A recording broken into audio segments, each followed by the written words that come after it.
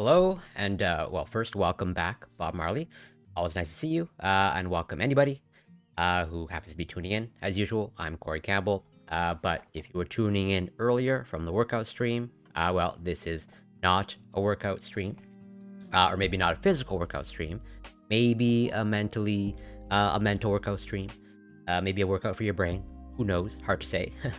Although it may very well also can potentially lead to brain degradation. Also, maybe I should warn that as well. Oh, and Zeron, welcome. Thank you so much for passing by. I hope you're doing well.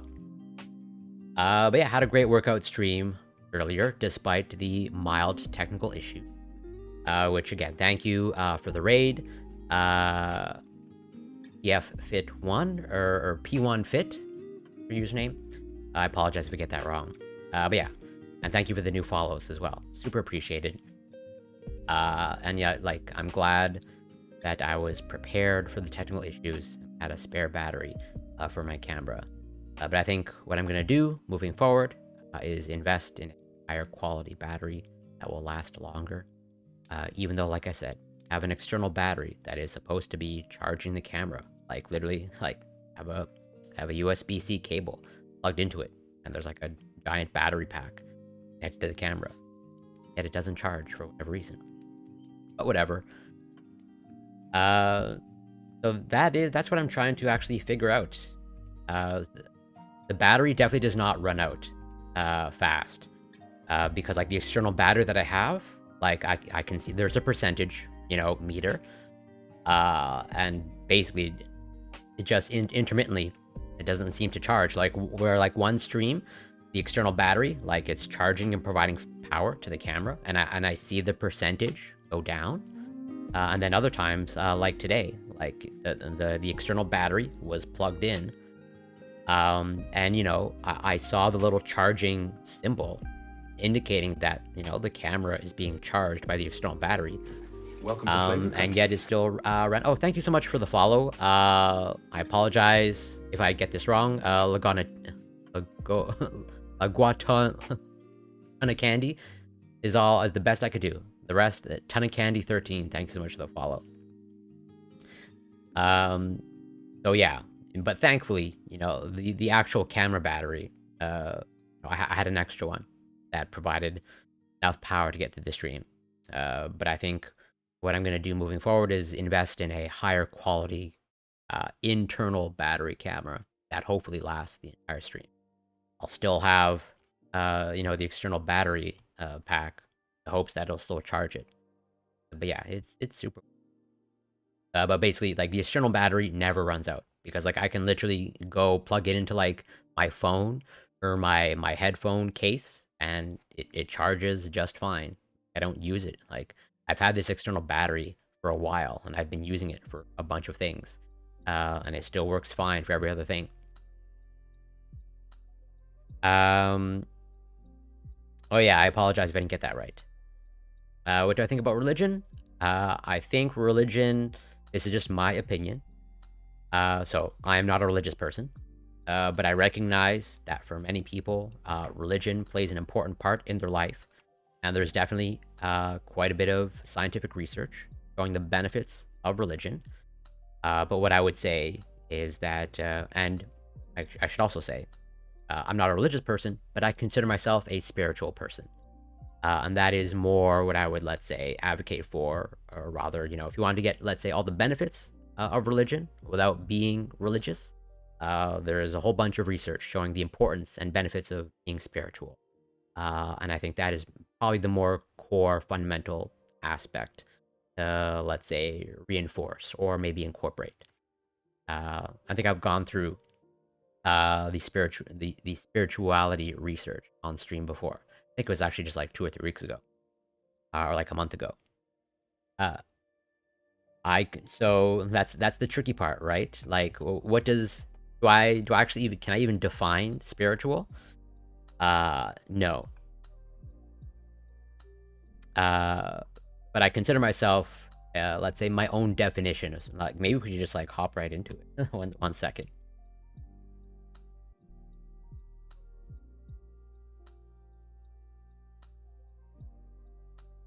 Give me one moment. Okay. So, I've covered some of the research on spirituality. Spiritual experiences, they are documented scientific thing. Religiousness, spirituality, psychosocial functioning, and even the benefits. Where it's like, yeah, contribution of religion, spirituality, and major depressive disorder to altruism, etc. So, like, yes, I consider myself a spiritual person, but really spiritual in like a, kind of like the scientific sense. Not that I believe in a higher power, not that I believe in some sort of like omniscient, omnipotent, omnipresent being. No, not in that sense.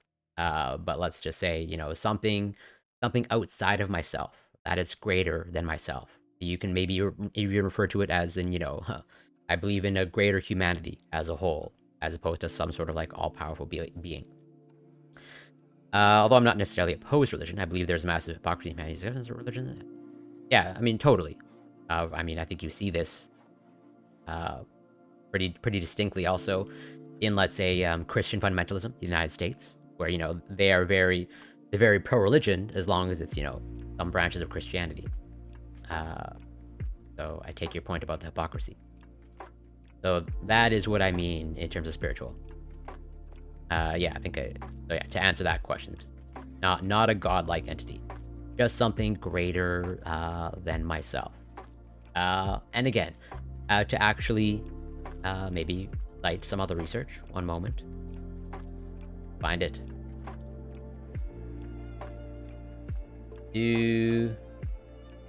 I refer to this pretty often.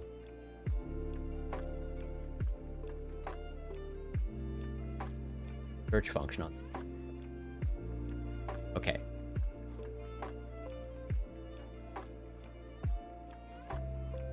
So I think this is also another way to frame it in terms of spirituality. Self-transcendence. Something outside of yourself. Where you are not on the far left axis on this, let's say, graph or representation of values. I strive, not saying I'm perfectly self-transcendent or I'm perfectly spiritual, but this is, let's say, what I attempt to move towards. Where it's like, yeah, no surprise, religiosity is very close, if not the closest, when it comes to self-transcendence. Where if you are so focused on yourself, the research is pretty clear that those don't typically lead to good long-term outcomes when it comes to happiness, well-being, etc., etc.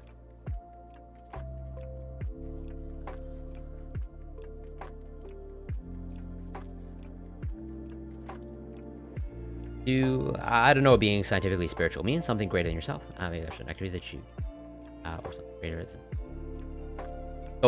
So yeah, that's it. These are really tricky things to define, right? I can only, let's say, define it and give my perspective, right? I don't even think science has an exact definition of spirituality, just as science doesn't have an exact definition of, let's say, consciousness. But we still try to study it. We still try to understand it. And absolutely nothing to apologize for. A ton of candy. Lag you a ton of candy. I think maybe more closer to the correct pronunciation. But yeah, nothing to apologize for. And unless you said something, I would have not have guessed that English is not your first language. Yeah, so this is actually what I was going to lead with. You know, going from the workout and fitness stream to starting with this. Of like, all the more reason to, at the very least, take a vitamin D supplement. Where like this research just came out not that long ago. Although I think this article is referring to research that is like I think a review of research. But this right here is not an original scientific publication. This is just a summary article about the research. But yeah, to kind of maybe wrap up, you know, the spirituality aspect. So there's a reason why. Okay. Going back to this, you know, what is altruism? Okay. You know, I would also put that in the vein of something outside yourself, or rather, you are attempting to do things for the benefit, not solely for the benefit of yourself, but largely driven for the benefit of others. So again, going back to this, not necessarily about yourself and self-enhancement, but self-transcendence. You know, I would say this is one of the reasons why religious people, on average, they tend to give more to charity than other groups. But let's just say, I think you can obviously be not religious, still give to charity. You can be not religious and still be altruistic. This is pretty much literally what this research is alluding to. As in,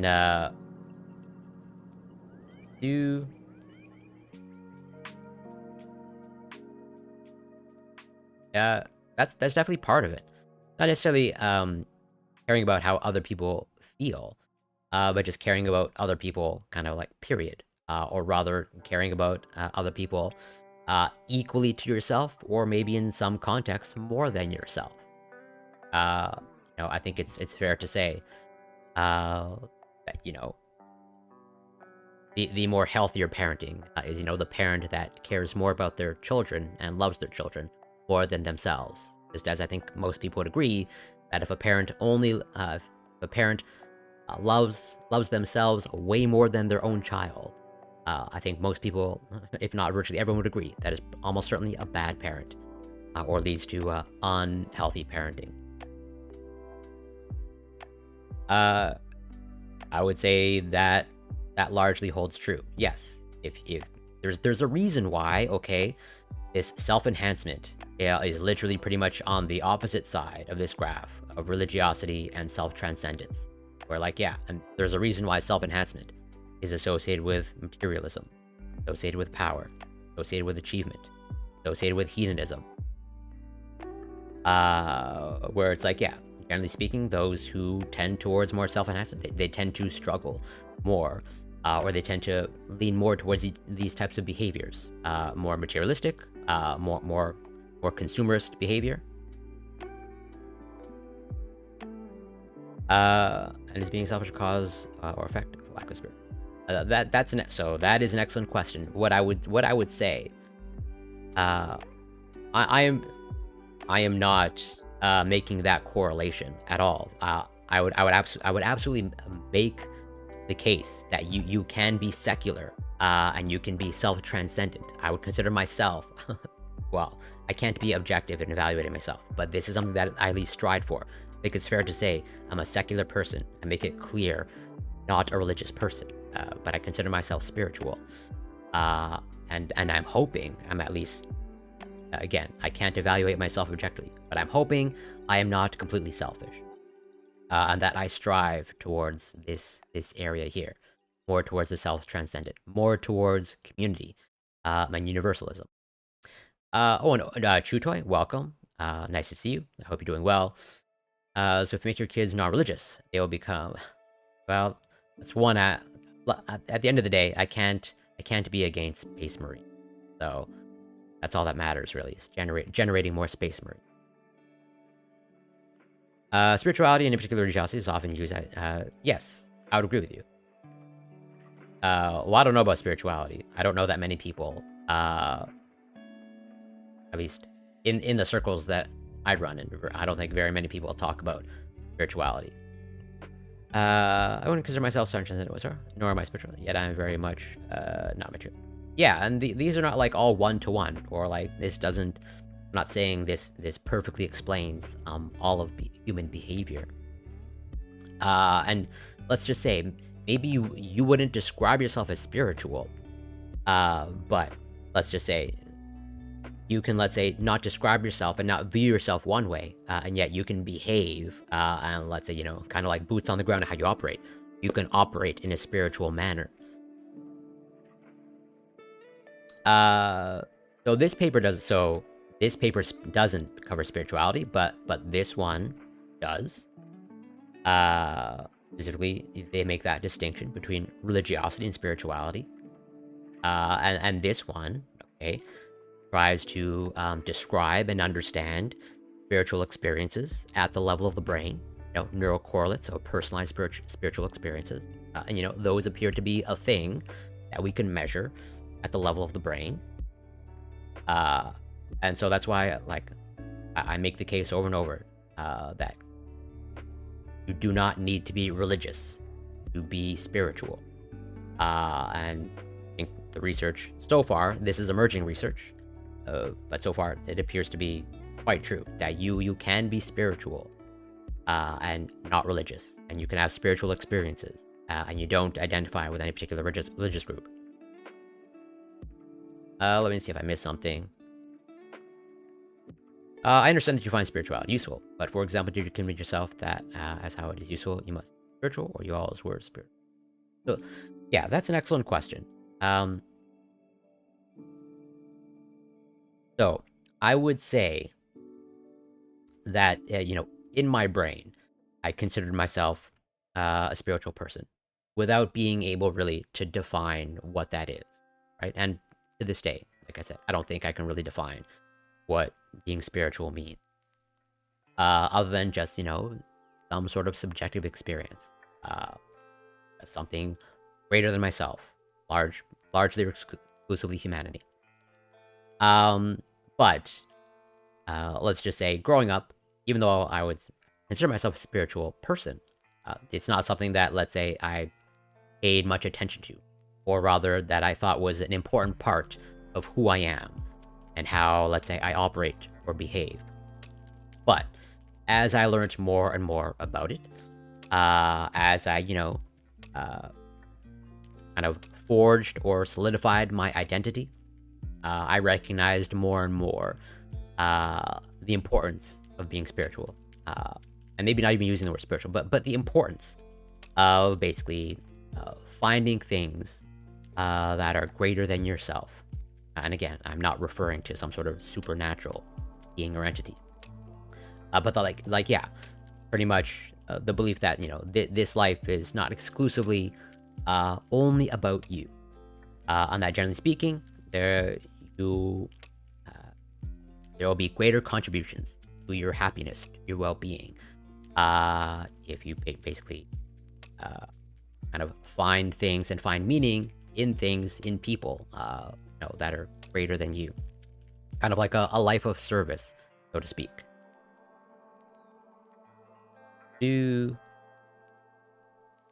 Passionate about processing. Yeah, I think that is totally, I think, one of the primary messages of like, what do you find meaning in? If you find meaning in, let's say, buying a brand new fancy car, and you think that that brings meaning to your life, I would say the science is clear that you are that is inaccurate, and that is not really a major contributor to your well-being.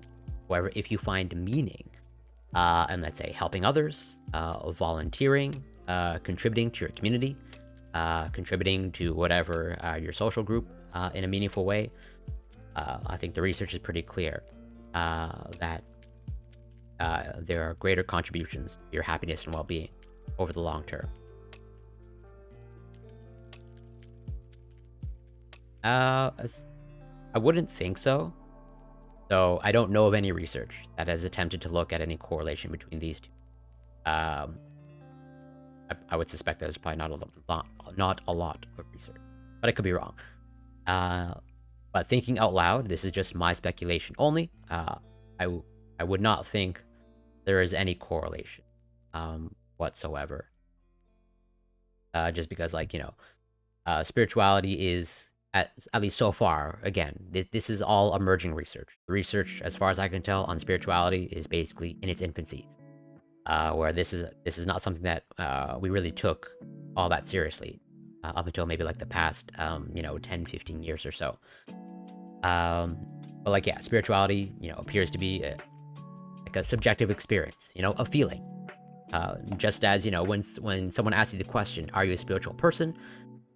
In order to answer that question, they go based off of how they feel. They don't go through some sort of like rational analysis of like, oh, I check this box and this box, and therefore I'm spiritual. Like, it really is a subjective experience in what you feel.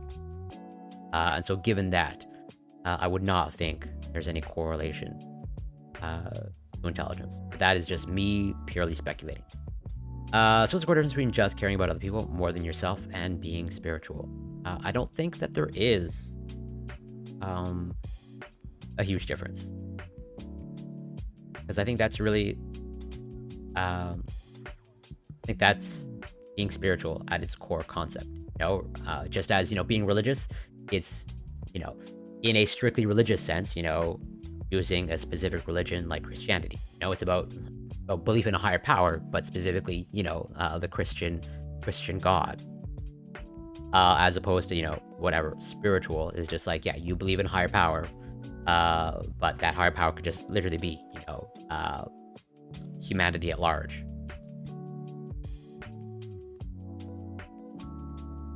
And, they even use the same wording in this graph here, self-transcendence. They pretty much lump it all together. Where across cultures and throughout recorded history, human beings have reported self-transcendent spiritual experiences.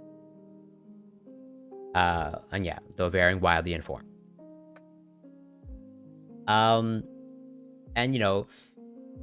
you can just label it as altruism, and then that begs the question of like, what is altruism?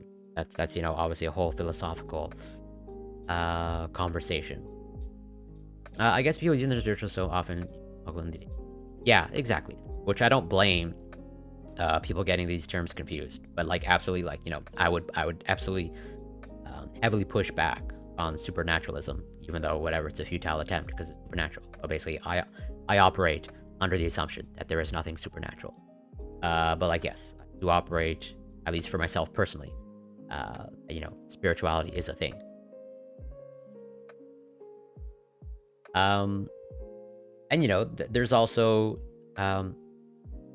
there's a reason why. Okay, so going back to spirituality, let's see if I find it. And there's whoopsies, I didn't want to do that. I hate when papers have like hidden links.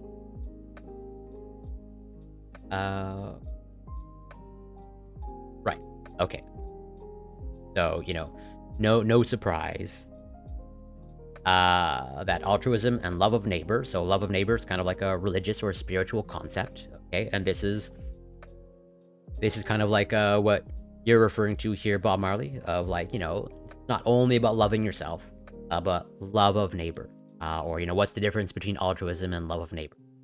They offer neuroanatomical protection against depression, where it's like this appears to be beneficial to, uh, your mental health, and obviously your subjective well-being, where, for many people it's counterintuitive, where it's like, I think people often operate in the assumption that, you love yourself the most, and you're the most concerned with yourself, that will somehow result in greater well-being. But I think that's the research is clear that is not the case. And this paper also bears that out, where they're bringing up altruism and, what is the difference between altruism, spirituality, and love of neighbor. I don't think there is, a huge difference between these concepts. And Smash, welcome. Thank you so much for passing by. I hope you're doing well. You caught me in the middle of a talk about spirituality. And this is neuroscience research. Like, basically, we are starting to understand what altruism looks like at the level of the brain. The overall conclusion, yes.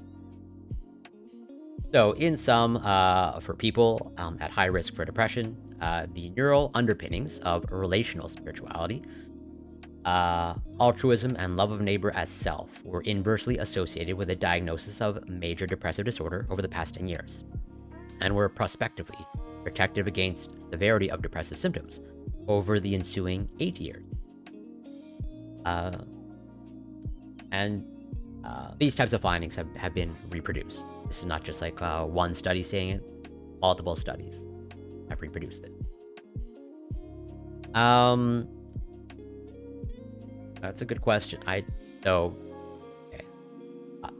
I'll be speculating, but I would suspect the answer, yes, but I don't know for sure. But given the fact, if there's any relationship between being spiritual and being altruistic, and that if there's any relationship between being altruistic and levels of empathy, as in like what leads to altruistic behavior, that I can speak with some confidence about. As in, we generally know, the higher levels of empathy that you have, both affective empathy and cognitive empathy, you will tend to display more altruistic behaviors and act more altruistic. And so given the fact, or given that we know pretty well from the research that on average, women are more altruistic at the level of the brain than men are. So basically, if there's a relationship between, empathy, altruism, and spirituality, I would speculate that women on average are more spiritual. But to be clear, I am speculating. Research does appear to be pretty clear that women are on average more empathetic than men. And that I would say this is one of the reasons why that, the numbers bear it out. If you look at, the demographics of vegans and vegetarians, where it's like if you measure their levels of empathy, they tend to score way higher than omnivores. Spirituality is useful. Do you think that in the future, if AI gets human-like intelligence, spiritual, especially is an inherent? So yeah, I don't think it's just a matter of intelligence. As in, I can imagine an AI that gets human-like intelligence, but is absolutely devoid of any spirituality.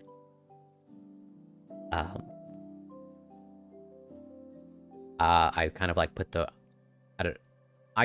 those in two separate departments.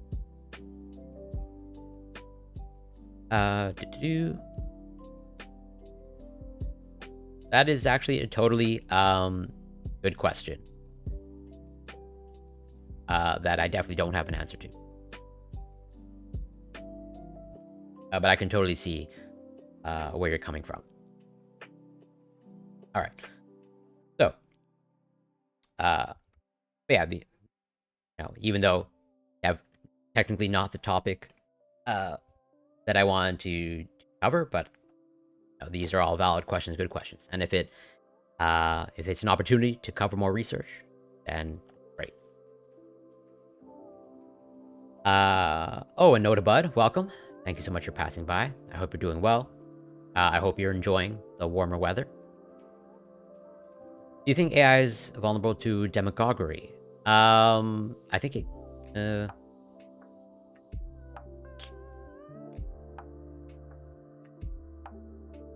I don't know how to answer that. I actually I don't know.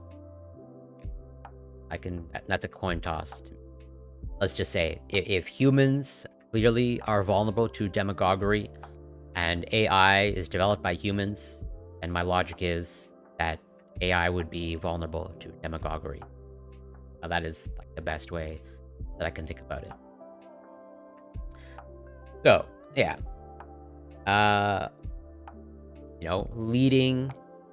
going from the workout stream, leading into this. This is basically what I want to start with, or one of the things I want to start with. Vitamin D deficiency can lead to major muscle loss. This appears to be in the context of aging. Vitamin D plays a major role in the regulation of calcium and phosphorus absorption. A deficiency increases the risk of muscle loss by 78%, according to researchers at Brazil's Federal University in São Carlos and University College London in the UK. So what to know? Vitamin D plays an important role in the regulation of calcium and phosphorus absorption, and it helps keep the brain and immune system working. Endocrine disorders such as vitamin D deficiency or insufficiency can lead to loss of bone mineral density, as well as a reduction in muscle mass, strength, and function. Vitamin D deficiency increases the risk of developing an age-associated loss of muscle strength called dynapenia, yes, how that's pronounced, which is a major risk factor for physical incapacity later in life. Vitamin D supplementation reduces the risk of dynapenia in older people by 78%. Humans only synthesize vitamin D when large area of skin are exposed to sunlight, so people risk losing muscle strength if they don't get enough vitamin D by being exposed to the sun, eating food rich in vitamin D, or taking a supplement. Yeah, I think you were asking this question earlier, Bob Marley.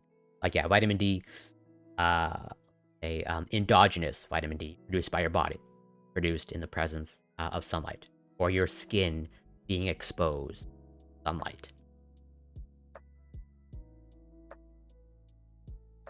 Vitamin D is, are you asking if vitamin D, if mushrooms and meat contain vitamin D? I don't know about mushrooms. Actually, I don't really know the nutritional content of mushrooms all that well. But meat, depending on the type of meat, almost certainly has some vitamin D in it. So yeah, all the more reason to, if you are not taking a vitamin D supplement, you may want to entertain the idea of vitamin D. I think at the very least, as far as I can tell from the research, just about everyone benefit from taking just a small, nothing crazy vitamin D supplement, just to ensure that you're not deficient. But I think the research is pretty mixed of like, how high can you dose vitamin D when it comes to a supplement. But yeah, one of the main topics. Welcome to Flavor Country. So thank you for the follow, oppressed white male. Much appreciated. Happy to have you here, I suppose. I hope your oppression is over soon. Last year, I was out on the porch, butt naked, and it was, a drone was hovering over my place. I'm assuming this was like someone like a neighbor's drone, like one of those, whatever, casual user drones. I don't see why like a government spy drone would be hovering over your place, but I don't exactly know your location. It's just not easy if you live in England. Yeah, so the same thing. Well, first of all, I can totally empathize given the fact that Canada, where I am, we experience like basically 6 months of winter where, the sun goes down at like, 3, 4 p.m. And then, in the morning, the sun comes up at like, 8 or 9 a.m. We're literally getting like 7 hours of sunlight. And that seasonal affective disorder, or SAD, is like a known thing that I think Canadians are at higher risk for. And one of the aspects is vitamin D. And all the more reason to take a vitamin D supplement, especially if you're in places that don't get a lot of sunlight, like Canada and the UK. But yeah, one of the main topics that I wanted to cover, that I've covered before, this is a topic that I'm passionate about.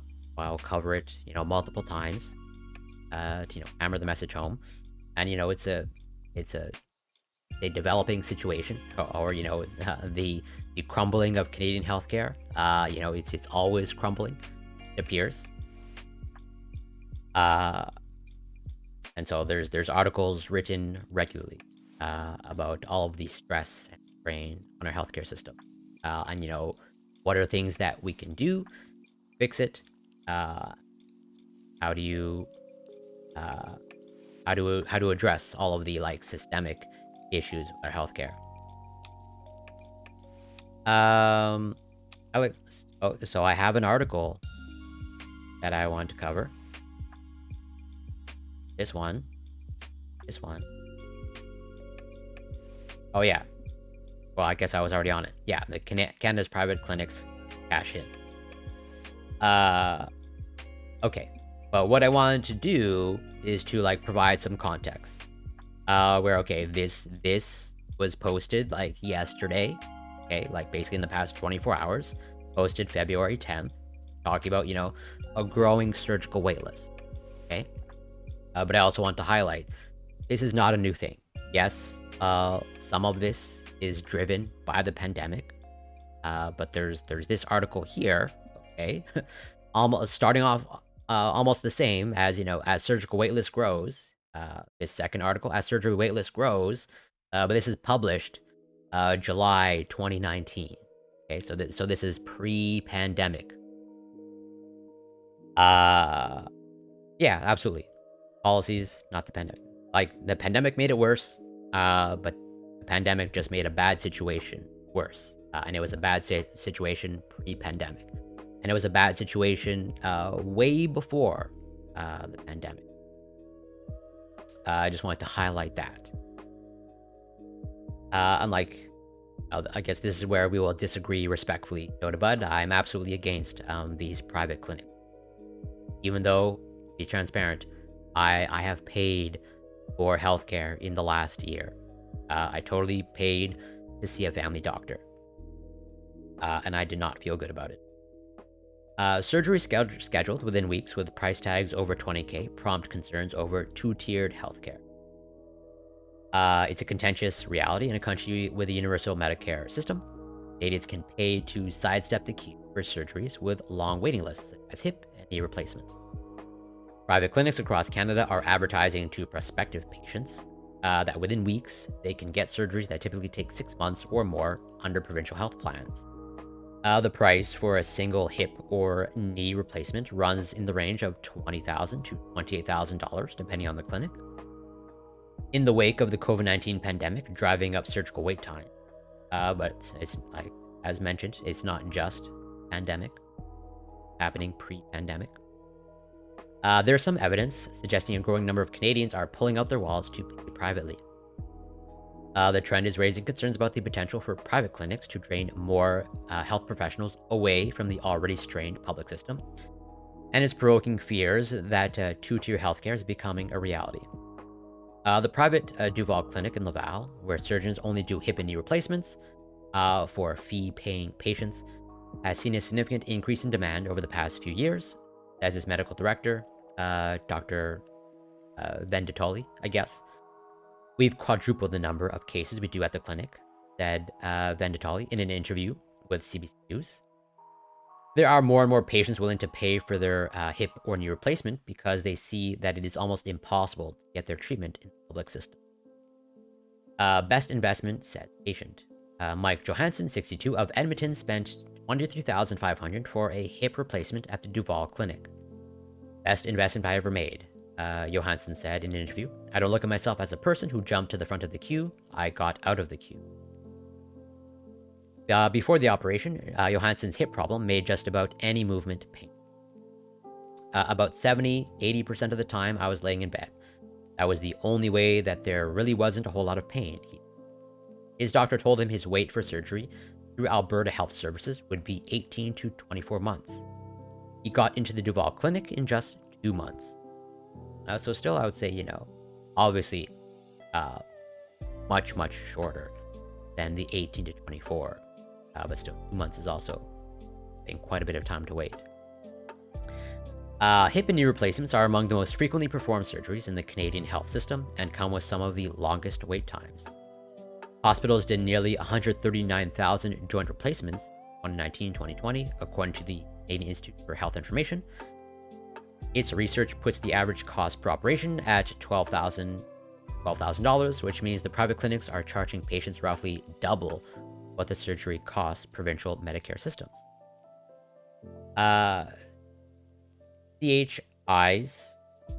CIHI's most recent wait time figures show that just 65% of hip replacements and 59% of knee replacements were done within the national standard 6 months after consultation with a surgeon.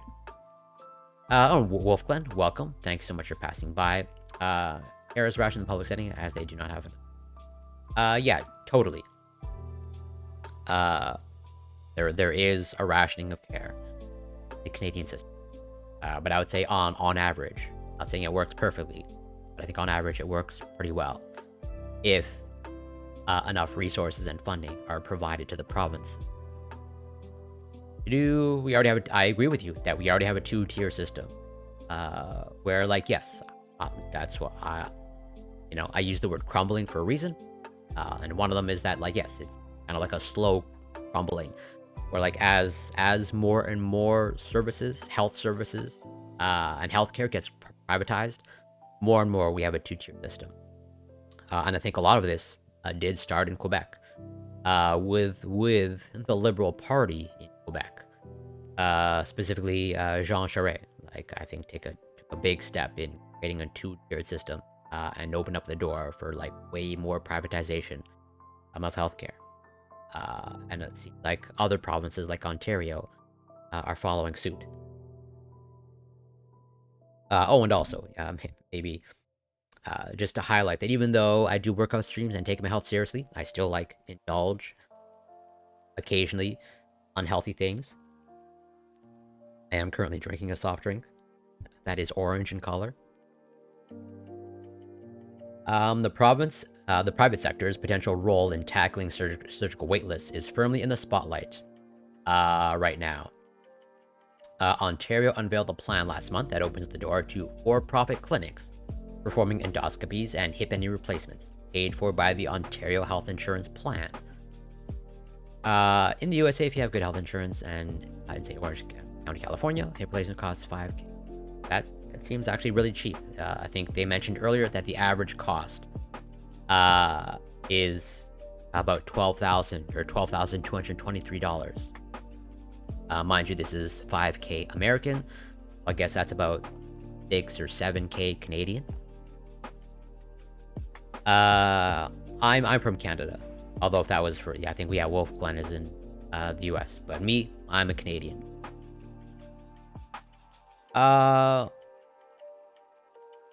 That's a really good question. Basically, the risks of drinking soft drinks without calories. These soft drinks are made without calories because they have artificial sweeteners. Basically, the research on artificial sweeteners is kind of mixed. Let's just say, generally speaking, you know, on average, artificial sweeteners in small quantities, not a big deal. But there's, let's say, more and more emerging research calling into question whether or not these artificial sweeteners are, perfectly healthy. So, like, basically, if I think it's probably, to play it the safest, you'd want to just minimize your consumption of artificial sweeteners. And thus, if you want to minimize consumption of artificial sweeteners, I don't want to drink soft drinks without calories. Those 0 calorie soft drinks. In Canada, you'll pay tens of thousands in taxes a year and not have a family doctor. Yeah, that is true. There is a huge shortage of family doctors. Although I don't know, like, I would say tens of thousands. Like, yes, tens of thousands of taxes, but taxes devoted to healthcare is a different story. Let's just say, like, not all your taxes are going to healthcare. I am not a fan at all of Jordan Peterson. And let's just say, to use the analogy of spirituality and religion, like, basically, there are clear benefits to being religious. But I would say you can get all the benefits of religion without all of the baggage by just being spiritual. And that, spirituality, what I would prescribe. So does Jordan Peterson say some good things? Are there good things to extract out of what Jordan Peterson says? Yes, absolutely. What I would say, that you can get all of the good things that Jordan Peterson says from someone else, and that there are much better role models than Jordan Peterson. You don't have all of the baggage. Let's just say what Jordan Peterson says and espouses, there is nothing new or miraculous or mind-blowing. And that there are better sources of advice, much better role models, where you don't have all of this excess baggage. And yes, he is Canadian. Absolutely. The cost is independent of the procedures. It is based on the max. Right, yes, there's kind of a deductible, and that, like, once you go over your deductible, you're, like, pretty much services free. So I would say lean more towards slightly unhealthy, where it's like, yeah, and like, when we say artificial sweeteners, like, we're referring to, like, dozens of different things, ranging from, like, aspartame, heavily researched, to, like, the other sugar alcohols. Let's say they are less researched. Yeah, like xylitol. Pretty much anything that ends with all. Acesulfame, potassium, etc., etc. So yeah, I can't just lump all artificial sweeteners together. But let's just say they appear to be, depending on which one you're talking about, more towards the slightly unhealthy, not the worst thing in the world, on that, generally speaking. If you want to play it the safest, minimize your absolute risk, like, do your best to avoid them. But clearly, let's just say, if you're not concerned with calorie consumption, okay, and you want to indulge, like, I'm drinking a soft drink with actual sugar.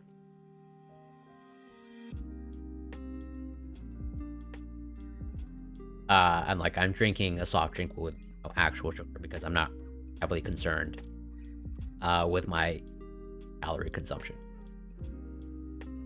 Co-insurance. Okay, well, yeah, so then you might be my resident expert in American healthcare.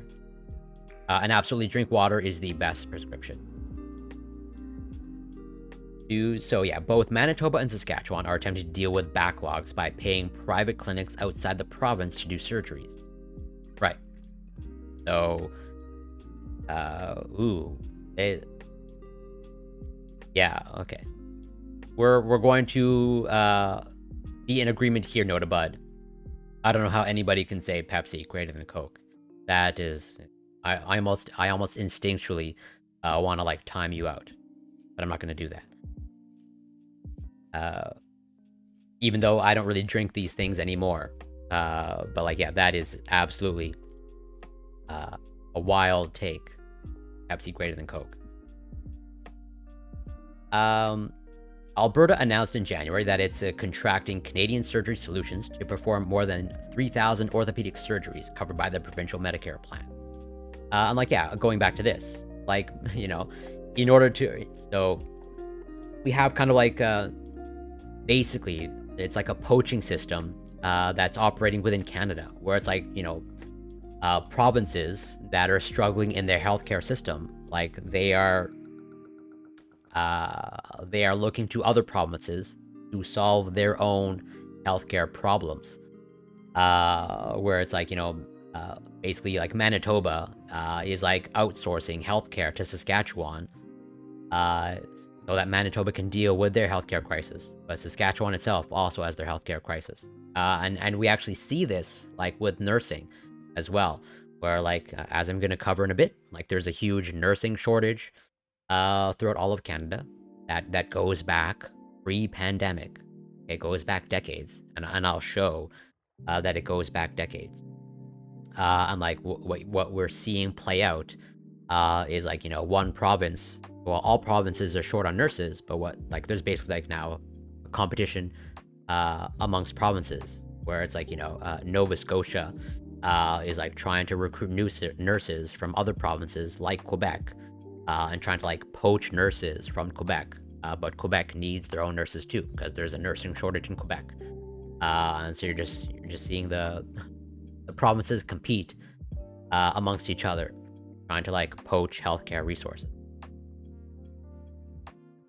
Canadian Surgery Solutions is a Calgary branch of a company called the ClearPoint Health Network, the country's largest chain of private surgical clinics. ClearPoint is wholly owned by Kensington Private Equity Fund, and it was created in 2019 through a $35 million purchase of private clinic. The company announced an expansion in January, taking ClearPoint to 53 operating rooms across 14 surgical clinics, touching every province from British Columbia to most patients must leave home province to pay. ClearPoint officials did not respond to repeated requests from CBC News for an interview. While the company says 90% of the surgeries it performs are publicly funded, ClearPoint also markets to Canadians waiting for care in the public system that they can get hip and knee replacements done much faster by paying privately. Avoid long wait times, says the website of Surgical Solutions Network, a division of ClearPoint. After your initial surgical consultation, surgery can generally be scheduled within a few weeks. The company explains a catch to patients who want to pay. They'll likely have to leave their home province for the operation.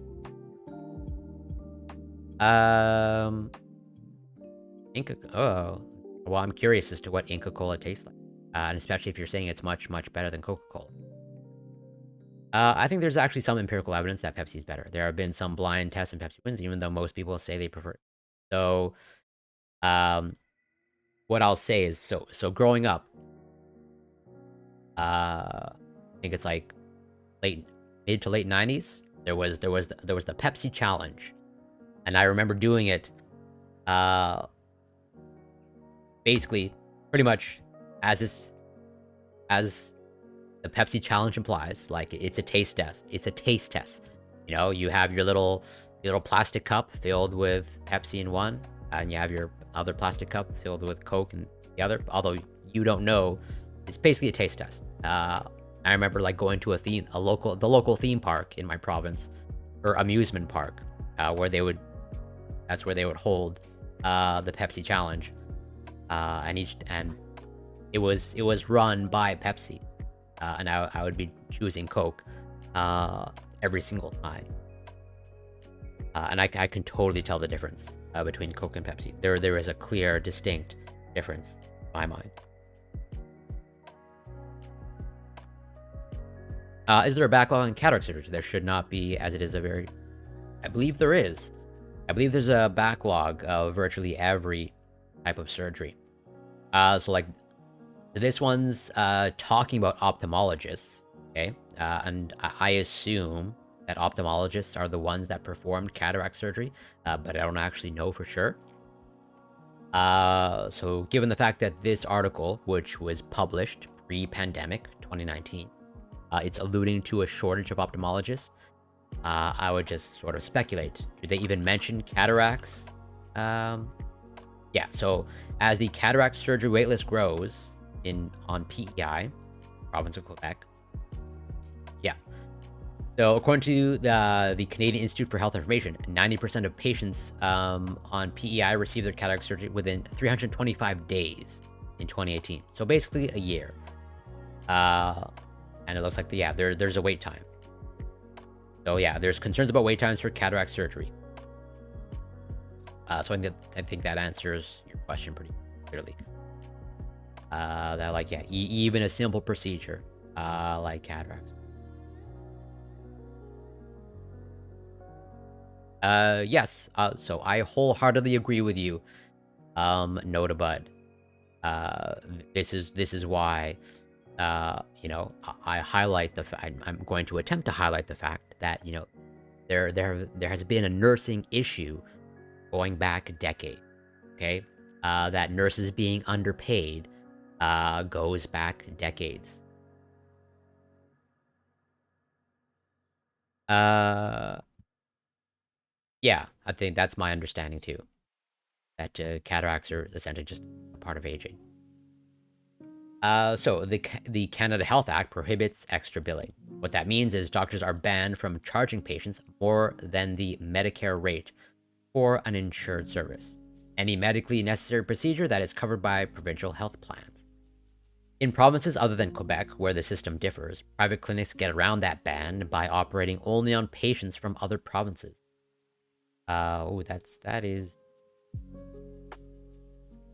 This loophole is opened up by how the Canada Health Act and the provinces define uninsured service. A medically necessary non-emergency surgery, such as a hip replacement, is an insured service when you're in your home province.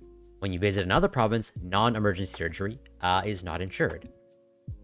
The upshot, a doctor in a private clinic in Toronto cannot charge an Ontario patient for a hip replacement, but can charge someone who has flown in from any other province for that very same operation.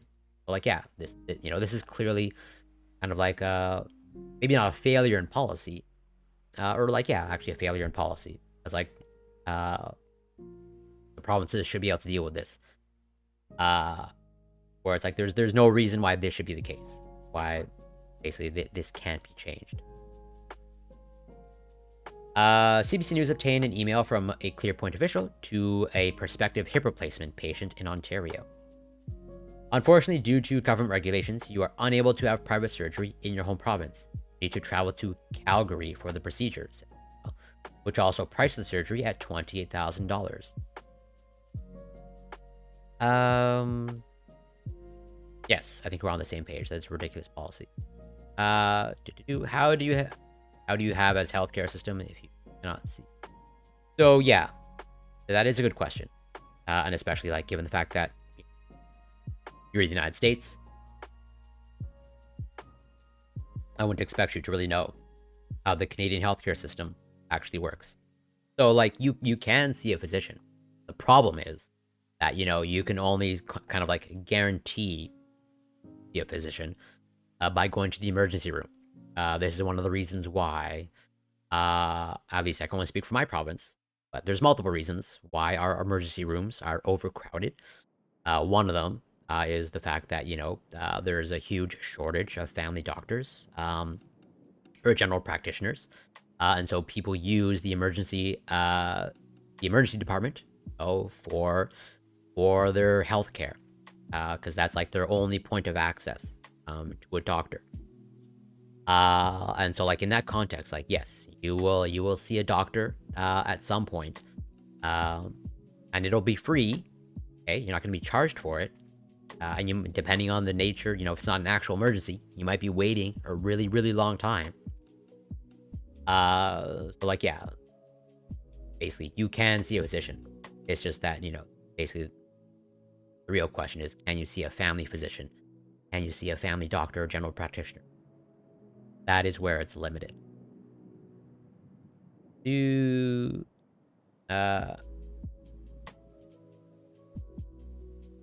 so yeah, I understand where you're. So I would say you're putting. I know we disagree on these things, but I would say you are framing it in like most negative light. At least from my perspective. And I am someone that has, I would say for my age, I have used the healthcare system like extensively. You know, I make abundantly clear and transparent about I have Crohn's disease. I've had it for 2 decades, and it has required quite a bit of medical resources. You know, from seeing multiple specialists, being hospitalized multiple times, having abdominal surgery. And I totally have issues with many aspects of how healthcare is done. But I will say, at least from I might just be lucky. But I would say on average, I have received great care when I have needed it.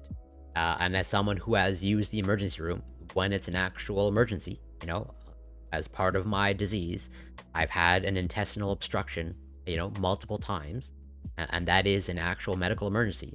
The times that I have had to go to the emergency department for that, I have received pretty timely care. I have received pretty timely pain management. And again, I might just be one of the fortunate ones, right? Because I go through some of the horror stories here on stream. I don't think I'm completely ignorant of like the clear flaws in the Canadian healthcare system. And totally, I'm not saying I've received perfect healthcare. Like, I've definitely had to deal with waiting. I've definitely had to deal with finding a family doctor.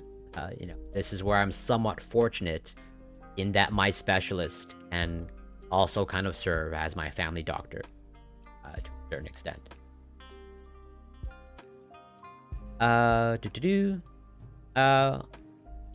Oh, well, thank you so much for the positive and kind words, a ton of candy. And yeah, take care and be well. USA is the greatest and worst healthcare in the world. Depends on where you live.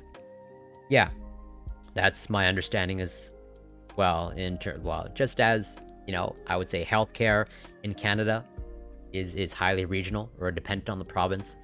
From what I understand, basically where you live in the United States also has a great effect on the type of healthcare that you receive.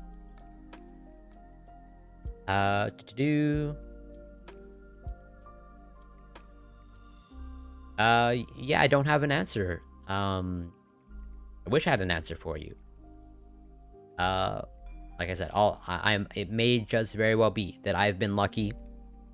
And given it could also be a learning curve. Like, given the fact that I've been a patient in the healthcare system for a really long time, okay, over 2 decades, I'm generally pretty good at navigating it. Or rather, I've learned how to navigate it, and let's say overcome some of the challenges. I've also, and here's where I've learned how to advocate for myself, and that I know. So like, here's where I can criticize the system, where it's like, yeah, if you don't advocate for yourself, if you're not assertive, okay, if you're not never harass anyone, but if you're not, again, being assertive, and you're not advocating for yourself, then navigating the healthcare system will be challenging. And I've been lucky in that regard, in that I know how to advocate for myself, know how to be assertive when appropriate, and I'm lucky to have access to healthcare workers that will also help me in advocating for me. So yeah, it's really tricky.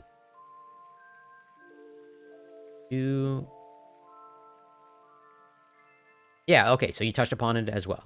So yeah, just coincidentally, we referred to the same thing. Where it's like, yeah, my doctor and the nurses that I have access to, I have been fortunate that they, when needed, they've been able to advocate for me. And Domino Big Boy, welcome. Thank you so much for the follow. Much appreciated. Yeah, and I know that you know how, like, you're a boots on the ground healthcare worker. I know that you know. Oh, if I repeated myself, I apologize. So, just to wrap up this article, it's not in keeping with the principles of the Canada Health Act, said Dr. David Urbach, Chief of Surgery at Women's College Hospital in Toronto. Urbach argues that the growth in private paid surgeries worsens wait lists by luring medical staff away from public hospitals. It increases wait times for the rest of the people who are still in the public system because of the loss of resources from that public system into the private system, said Urbach in an interview. And like, yeah, you know, I mean, basically, you know, we saw this at least here in Quebec, you know, during the lockdowns, and you know, during the height of the pandemic, when you know the shortage of nurses was, like, let's say, at its worst, given the burden on the healthcare system. And like, what did the government end up doing? They ended up, you know, pretty much poaching nurses from the private system, basically, you know, contracting nurses from the private system, and getting them back into the public system, where it's like, you know, the government ended up like overpaying these private nurses to kind of like force them to get back into the public system. But you know, the government should have been doing that basically, you know, decades ago. In that, you know, it's only now in crisis is the government willing to pay what nurses are actually worth. Where it's like, you know, in the context of the public system and how nurses are paid, yes, the government is overpaying. They're overpaying and contracting private nurses, get them back in the public sector.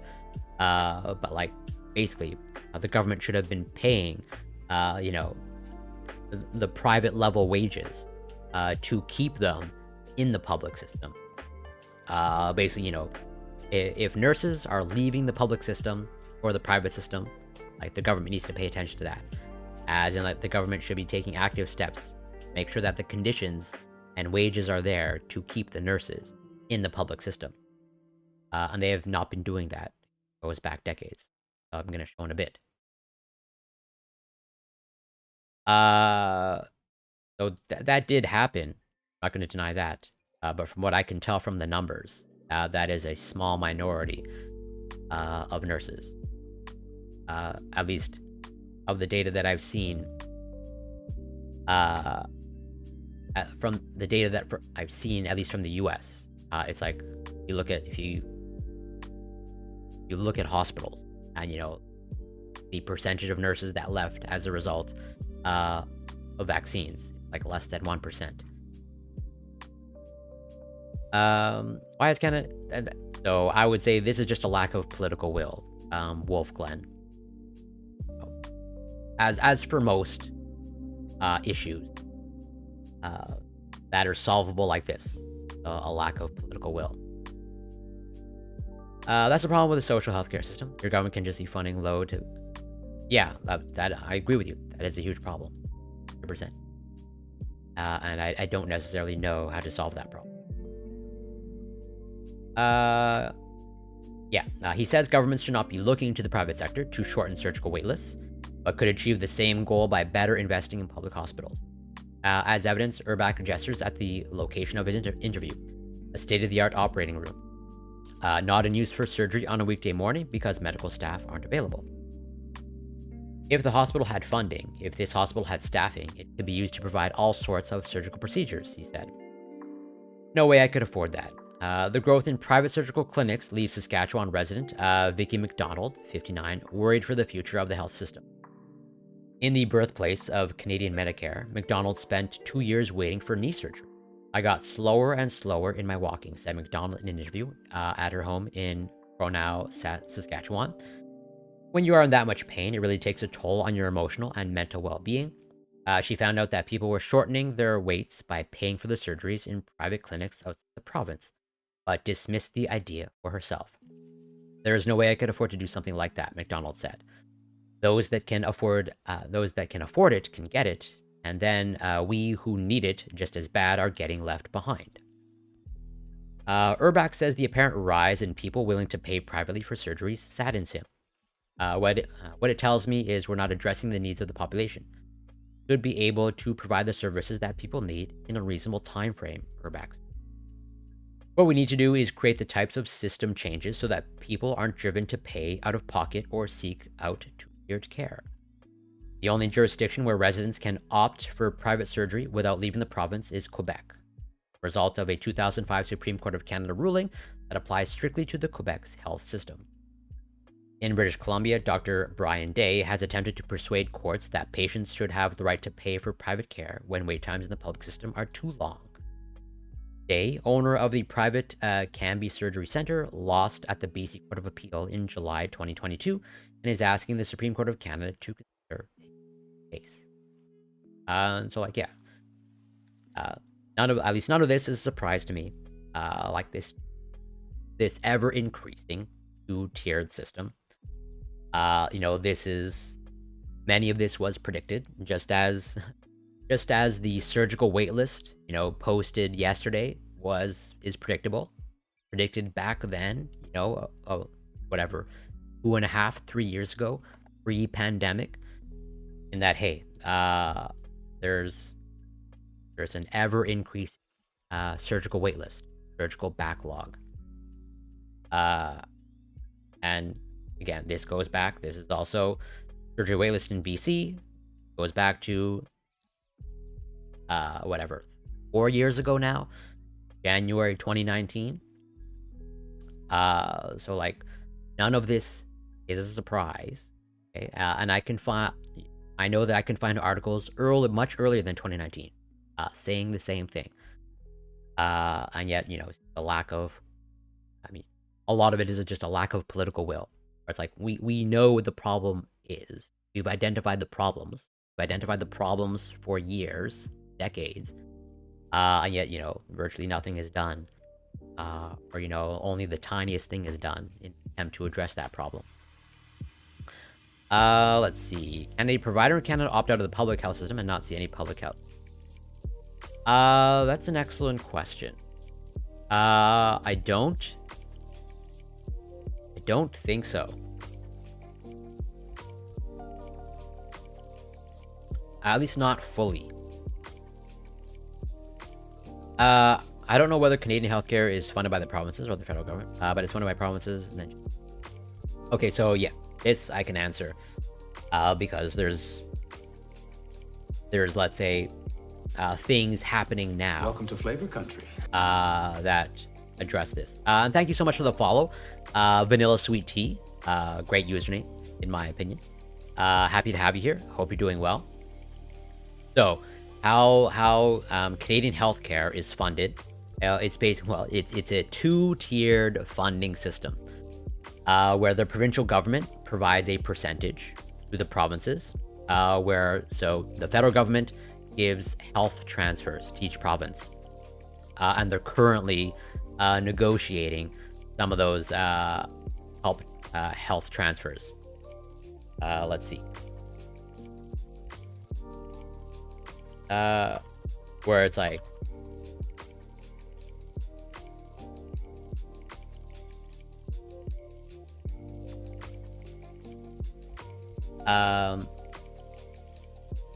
this, yeah. So, this is published a few days ago, like 4 days ago, and it's like, yeah. So basically, the federal government provides some funding, approximately 35%, to the provinces, specifically for healthcare. And the provinces are supposed to fund the rest. And there's this sort of like ongoing negotiation between the provincial and federal government, where it's like, yeah, pretty much currently, the provinces are trying to get the federal government to give them more money for healthcare funding. And there is, pushback by the federal government, basically saying, we can't afford to. And this was Trudeau's current pitch to the provinces. That fell way short of what the provincial leaders wanted. Let me just catch up with chat. Oh, it looks like Nota Bud already answered. Did I miss something? There's another problem with these balancer books. I mean, can we overhaul kind of like the federal spending on healthcare, or the health transfers? Much larger conversation that I probably don't want to tackle right now. Oh, thank you so much. Free healthcare is unobtainable now unless you already have it in place. I like to think anything is possible. Ontario is the most indebted sub-sovereign in North. I'll take your word for it. You are my resident Ontario expert. The problem is immigration has really put a weight on our healthcare system. Immigration has exploded, and that is under federal jurisdiction. So the feds line the province up for massive healthcare bills and provide zero. Well, I don't know that it's only immigration. And also, like, I think one of the only reasons, or like one of the large reasons why there's any population growth in Canada, period, is due to immigration. And also, immigration is a source of healthcare workers, doctors, nurses. I can't see how Canada is going to solve its healthcare worker shortage without immigration. But I could be wrong. But immigration does appear to be important in solving some of our labor shortages across many sectors, particularly healthcare. But I could be wrong. This is just my understanding of the issue. Oh, and looks like somebody already mentioned that. So yeah, and also other professionals. So I think as a good sign, not a good sign, as a symptom of the underfunding of the healthcare system, it's like pretty much hospital beds per capita, where it's like Canada's population is growing. Going back to immigration, I think one of the only reasons why Canada's population is growing is due to immigration. And yet, even though our population is growing, the number of hospital beds has remained pretty much the same. Where I think in comparison to other developed countries, Canada is way behind in hospital beds per capita. I think I've brought up on stream before Our World in Data. Second.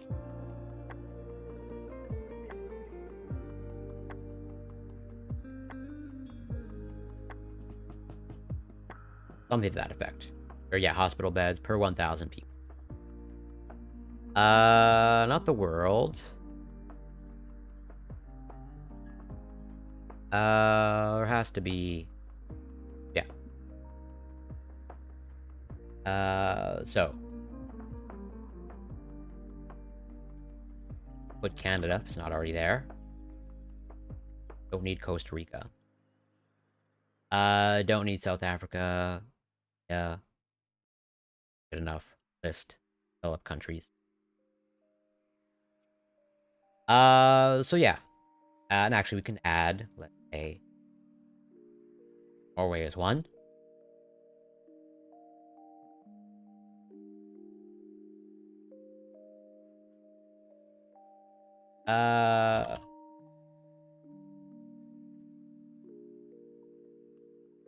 So yeah, this is hospital beds per 1,000 people over 60 years, give or take, 59 years. And so it's like, Germany's... Not gonna move my mouse anymore. But yeah, Germany's up there at 8 hospital beds per 1,000 people. And you see, Canada and the US or no, yeah, Canada, US, United Kingdom, and including Denmark and Sweden. They're pretty much like right there at the bottom. Other developed countries. And you know, Canada's population is like continuing to grow, and yet we don't have an increasing number of hospital beds. Pretty much like the number of healthcare resources has remained the same as our population has increased. Where I think if you remove other countries, okay, let's just like look at Canada alone, and just, you know, track it over time. So like I think you're seeing like it's not only has it like, so it's basically worse over time, right? It's just a slow decline of number of hospital beds per people. Basically, what exactly is driving this fairly steep decline? You know, is it solely population growth? I don't know, but I think population growth is certainly a part of that. Where it's like, yeah, you have to take into account that your population is growing. And yet, it definitely does not appear to be the case. That is a factor that's taken into account. As in, like, you know, why couldn't you maintain this level of like 7 per 1,000 people that goes back to 1970? I don't see, as far as I can tell, I don't see a good reason why this just like could not be maintained. Basically, whatever, a 200%, 300% decrease over time.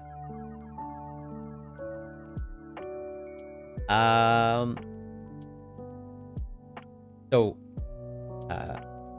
you know, going back to highlighting issues, and an issue that you brought up, Notabud, earlier, of like, let's say, stagnant wages, okay? And there's this report about like how to solve the nursing shortage, okay? And I've covered recent articles about, you know, the nursing shortage today, you know, 2023. And this article goes back to 2009.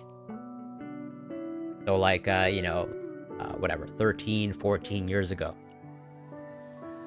So again, this nursing shortage isn't new. Example, if you are a terminal cancer patient with 6 months left to live, an HMO insurance will not approve a knee replacement. Okay, interesting. That is good to know.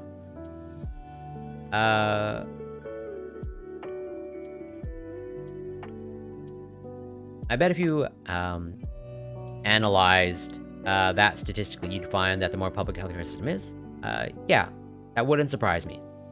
I will gladly just take that as true.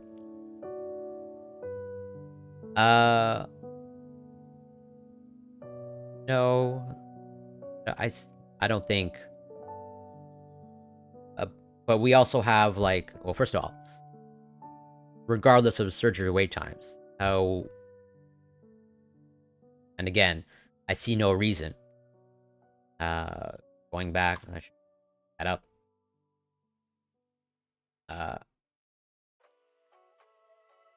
Keeping Canada.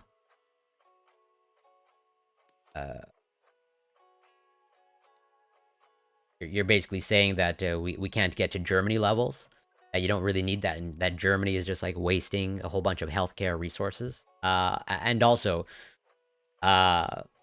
sure, some things have improved, but we also have an aging population. There are other things to consider in terms of, you know, rises in heart disease, increases in cardiovascular disease, you know, stroke, type 2 diabetes. To say that things are better and that you don't need a lot of beds, I would need some evidence to back that up, because I would say all the evidence points to that we do need beds, and that there is a consistent, at least I can only speak for my province, that there is totally shortage of, well, it's a dual shortage, you know. Like, yeah, I agree, I would agree that increasing beds alone doesn't solve the issue. That like a bed is useless if there's not appropriate staff and healthcare workers to attend to those beds. So, you know, I understand that it's not just like a strictly bed issue.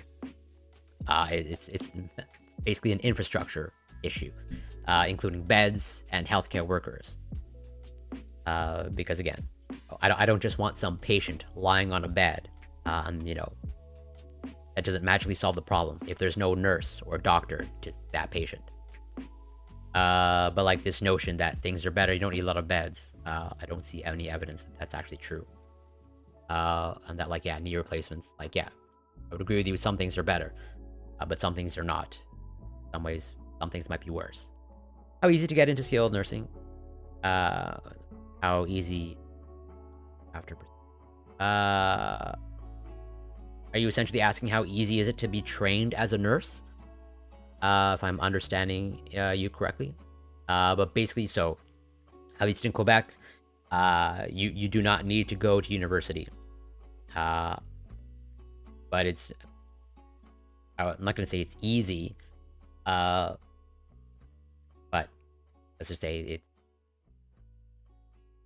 I would say, reasonably accessible. That I think it's like a 2 or 3 year skilled nursing rehabilitation. Okay, then maybe I'm not understanding your question. That might actually be a fun project. I'm sure there's some index healthcare. I'd be interested in seeing that data. But yeah, to touch upon this, I've covered multiple articles about the nursing shortage. And there was this report. Again, this goes back to 2009.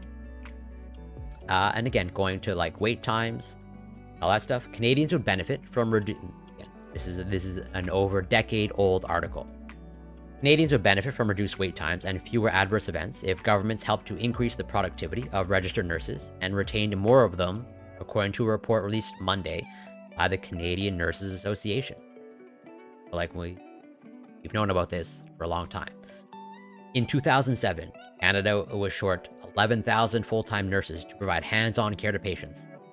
Oh, again, even though this goes back earlier than 2009, earlier than 2007, this nursing shortage goes back decades and decades. Something we knew about. But this report was released of how can we address this? What steps can we take to address this nursing shortage? If healthcare needs mount following past trends, Canada will be short almost 60,000 full-time registered nurses by 2022. As of last year, the association said in its report. The group proposed and tested 6 solutions that it says, taken together, could eliminate the expected gap in registered nurses. This is for us to take courage and have hope that if we collectively do the right thing, we will be able to manage, if not eliminate, the registered nurse shortage in this country, said Karen Neufeld, president of the Canadian Nurses Association and chief quality officer for the Winnipeg Health Authority. The 6 solutions proposed are increasing registered nurse productivity by 1% a year, would reduce the shortage by close to half by 2022, giving the best results in the shortest time. They were giving them recommendations. I'm not saying I agree with this recommendation, but they were giving steps to say, hey, we can solve this problem by last year. Again, this being published in 2009. They're saying, hey, by 2022, we might have made some improvements in addressing this nursing shortage. Reducing absenteeism, which I don't know exactly what they mean by that, but let's just say I'm not for overworking. There's multiple issues as to why nurses are, let's say, leaving their positions. It's it's the underpayment and overworking. So I would say working them more, probably not the best recommendation. Increasing enrollment in education programs by 1,000 per year from 2009. So yeah, I would say that's a reasonable recommendation. Improving retention of practicing RNs to 2%, except okay, well, so I would say this is a useless kind of recommendation. So yes, it's great. It's kind of like obvious to retain nurses, but the question is, how do you do that? Then one of them might be, how they're compensated, or like the conditions in which they work. Reducing attrition rates for new registered nurses from, okay, yeah, again, going in this direction is a good idea. Question is like how do you reduce attrition rate? Reducing international migration of nurses actively recruited to come to Canada by 50%. Also one of the more reasonable ones. But let's just say, these solutions, is this an actual solution of improving retention? To me, that's patently obvious. Oh, like, hey, if you want to address a shortage, then yes, I would say it's patently obvious to keep the nurses you currently have. The question is like, how do you do that? That's the boots on the ground solution. Just saying, hey, we need to improve retention. That's not a solution. Because what's really going to matter is how do you actually go about doing that. Helping nurses to focus on caring for patients rather than searching for lost equipment or charts, using housekeepers to keep hospitals clean, and adding personal support workers to help bathe patients would not only improve productivity, but also help ease the transition to work for newly trained nurses and help experienced nurses to mentor them. Neufeld said. Okay. Seems reasonable in terms of like an actual how to go about that. The simulation model tested the 6 scenarios based on current data and feedback from nursing stakeholders. Making single changes alone might reduce the gap in the long term, but are unlikely to be enough to eliminate the gap, the report's author concluded. More comprehensive, multifaceted approaches aimed at, for example, improving the retention and productivity existences.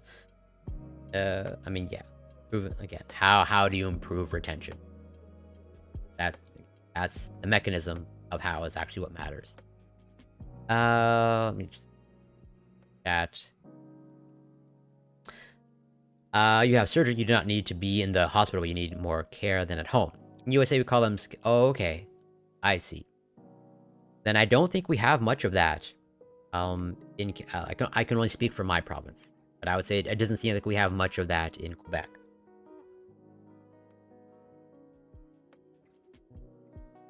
Where it's like, yeah, it's not a hospital, but it's more like a clinic, or as you say, at-home care.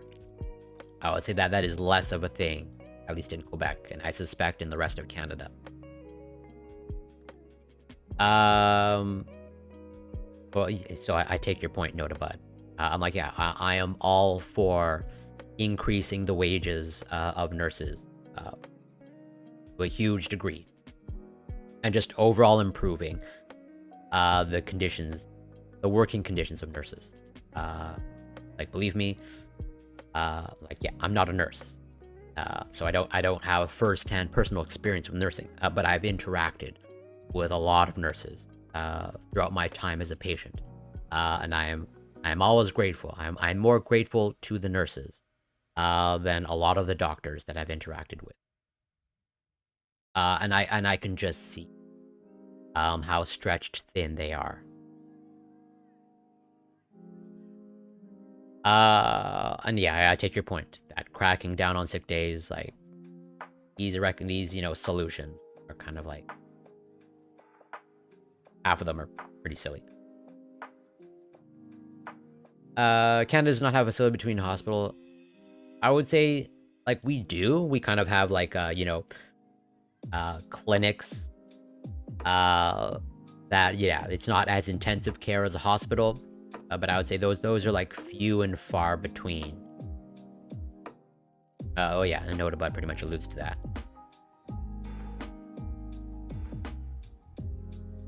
In the USA, nursing homes have a portion of it that is skilled facility that helps them. Yeah, so like some interest, so that makes sense. And what you're describing sounds great. Some sort of intermediary, or not intensive care, not hospital care, but intermediate care.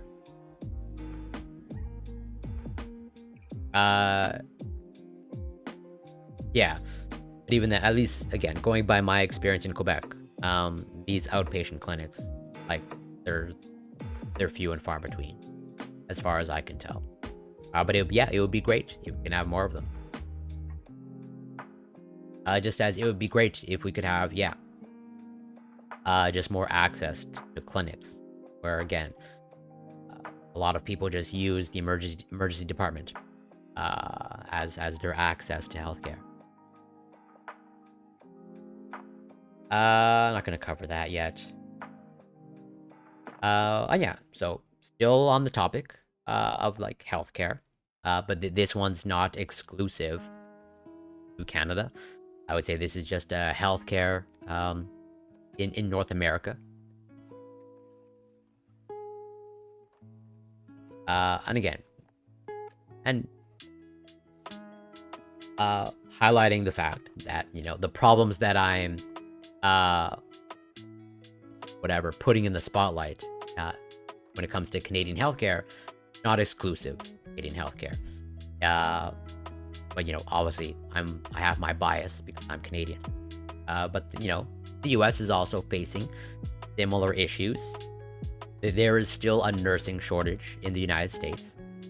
And, you know, there's this also issue of burnout and depression, as, you know, more and more physicians are kind of like being stretched to their limit. And this was published not that long ago. More than half of physicians reported feeling burned out this year, and nearly 1 in 4 doctors reported feeling depressed.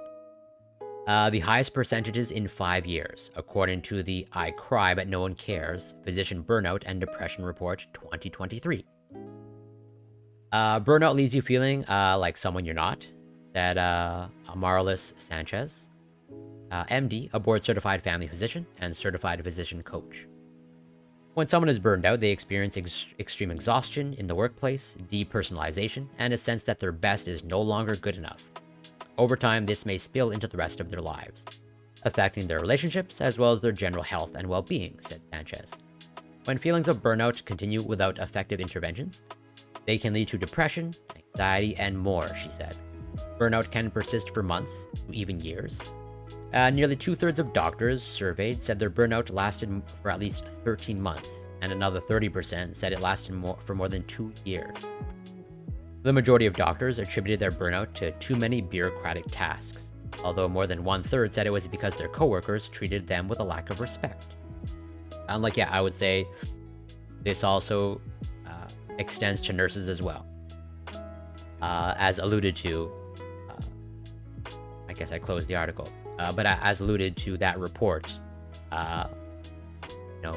proposing solutions, quote unquote, to the nursing shortage, where it's like, one of the ways to improve productivity of nurses is basically less bureaucratic tasks, not looking for charts, not let's say bathing patients, which is important, but not strictly, the nurse's job, so to speak. This disrespect can take many forms, from demeaning comments toward physicians in training to the undermining of a physician's decade-long education and training to instances of rudeness or incivility in the exam room. Unfortunately, medical professionals can be the source of bad behavior and disrespect. They may be burned out too and doing their best to work in a broken healthcare system during an extremely difficult time. And so again, not exclusive to Canada. I believe this is basically alluding or covering healthcare in the United States. Doctors who are suffering from burnout can negatively affect their workplaces and colleagues, said Katie Cole. I'm assuming this is a doctor of osteopathy. Not a fan. A board-certified psychiatrist and physician coach. They can show up disengaged, become more cynical, exhausted, and frustrated with lack of control or autonomy. This in turn creates a breakdown of the work community because coworkers look up to doctors as role models and leaders. Coworkers then can lose respect for doctors, which further causes more burnout and even depression, said Cole. So it's it's kind of like this snowball effect.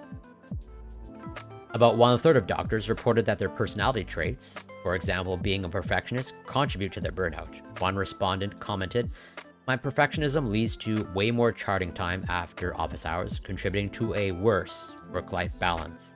Like, yeah, this appears to be key.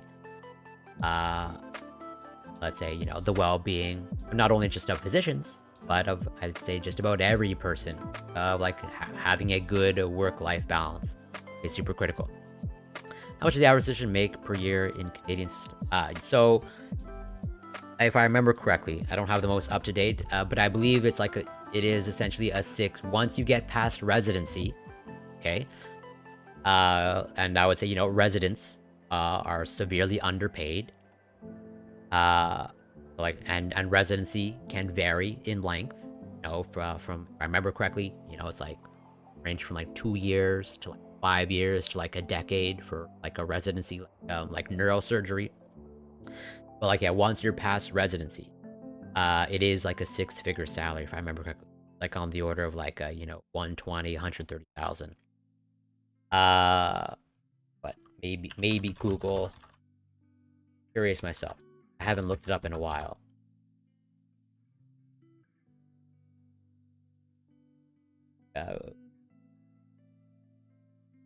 So yeah, about 200,000.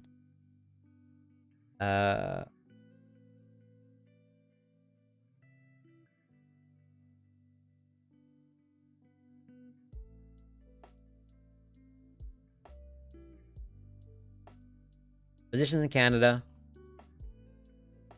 This looks like, a more reputable. I don't necessarily always want to go by what, top thing from Google. Even though, like, number is a reasonable number. I have no reason to question it. But this report.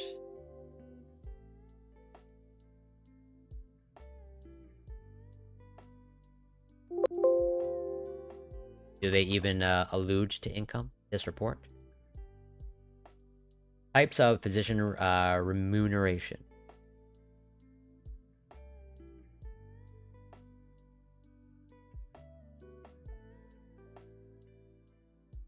I don't want to dissect report.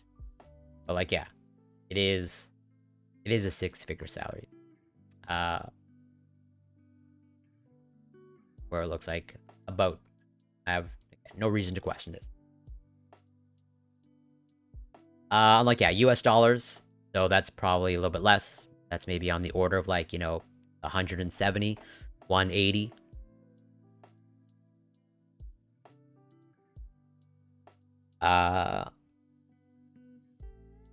Does burnout lead to depression? Experts who have studied burnout and depression say the conditions are different.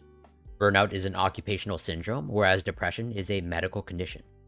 However, if burnout is left untreated, it can contribute to depression. About 2/3 of doctors said that job burnout was the top reason for their depression, followed by world events, and then being a physician. It is possible that burnout can contribute to depression in some physicians. In turn, we know that depression is a risk factor for suicidal ideation, so burnout could directly increase the risk of suicide by contributing to depression. But most physicians who experience burnout do not experience depression. Christine Sinsky, American Medical Association Vice President of Professional Satisfaction, said in an AMA article. Yeah, again, not just Canadian healthcare. Among the 23% of physicians who said they were depressed, about 2/3 said they had colloquial depression. Sad, blue, feeling down. So yeah, not clinical depression, which is like more of a formal diagnosis. Compared to about 1 in 4 who said they were clinically depressed. Seeking help. Stigma often prevents physicians from confiding in others. Only 14% of physicians said they would talk openly about their problems to many people, whereas about half said they would confide in a few close friends or family members. The top reasons the respondent gave for not seeking help were: depression says something negative about me. I am afraid people will think less of my professional abilities, and I'm afraid that the medical board or my employer will find out. Right. And so, it's interesting, and also this is a testament, I would say, to how much stigmatization can affect behavior, even amongst medical professionals who would, presumably would know, or at least, we would like to think they have the ability to, like, resist the stigmatization, or at least be aware of how harmful stigmatization is, and thus, act against it. But I think, understandable why even physicians themselves and be affected by stigmatization, because there's genuine concerns. I don't know what the actual consequences are of of a doctor saying that they are clinically depressed. I can totally understand where if a doctor says they're clinically depressed and there's potential for their medical license to be stripped away or called into question, well then yeah, you have every incentive as a doctor to never say you are clinically depressed or feeling depressed. Or again, if you feel like your competency is going to be questioned, say you're depressed. And yeah, totally makes sense why they would not be open talking about it. Physicians are trained early on to sacrifice their own self-care and emotional needs in order to care for patients. Cool. Many times, physicians are ashamed or embarrassed to admit that they may be dealing with depression because they see depression as a weakness. Also, physicians fear losing their medical license, right, because of mental health questions on credentialing and licensure applications. Cool. Other barriers to receiving help for depression include lack of awareness or availability of support, concern about confidentiality of treatment, negative career implications, and the lack of time to receive help while practicing clinical medicine. Cool. It's almost like the perfect storm for depression to go underreported in this profession.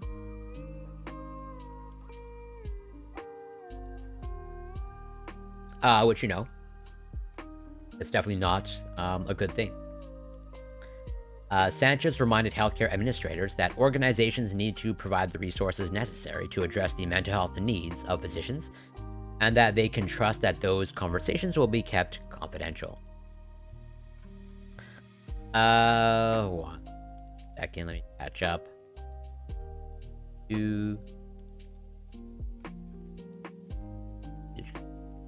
Oh, you're definitely an expert in American healthcare if you know how things are coded. Gun owners too, if they seek mental health, they will take your guns. Well, I assume you're joking. Doctors concerned about confidentiality in the medical system.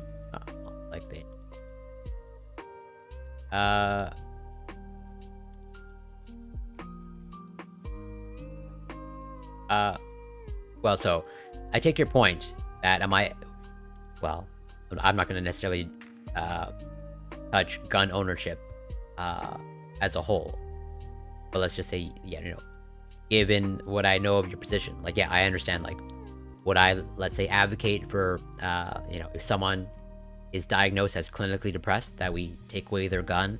I guess I wouldn't advocate for that. Not that I'm for anyone owning a gun. But I think I'm reasonably sure you're on board with some sort of mental health screening of if you have some sort of serious mental illness, you probably don't want them at the very least to purchase a gun. Right. So I think we're probably on the same page about that. So we have, I don't think we have exactly the same as HIPAA laws as the United States is Canada, but totally we have, let's say, patient confidentiality in Canada is a thing. We obviously don't call it HIPAA. At least I don't think we call it HIPAA, but we have, I think we have the exact same sort of patient rights and privacy in Canada as the United States. I think it's probably just under a different terminology. But I could be wrong. Yeah, I think in practice we do. I just don't think it's called. Okay, if we call it HIPAA, then sure. I will absolutely take your word for it.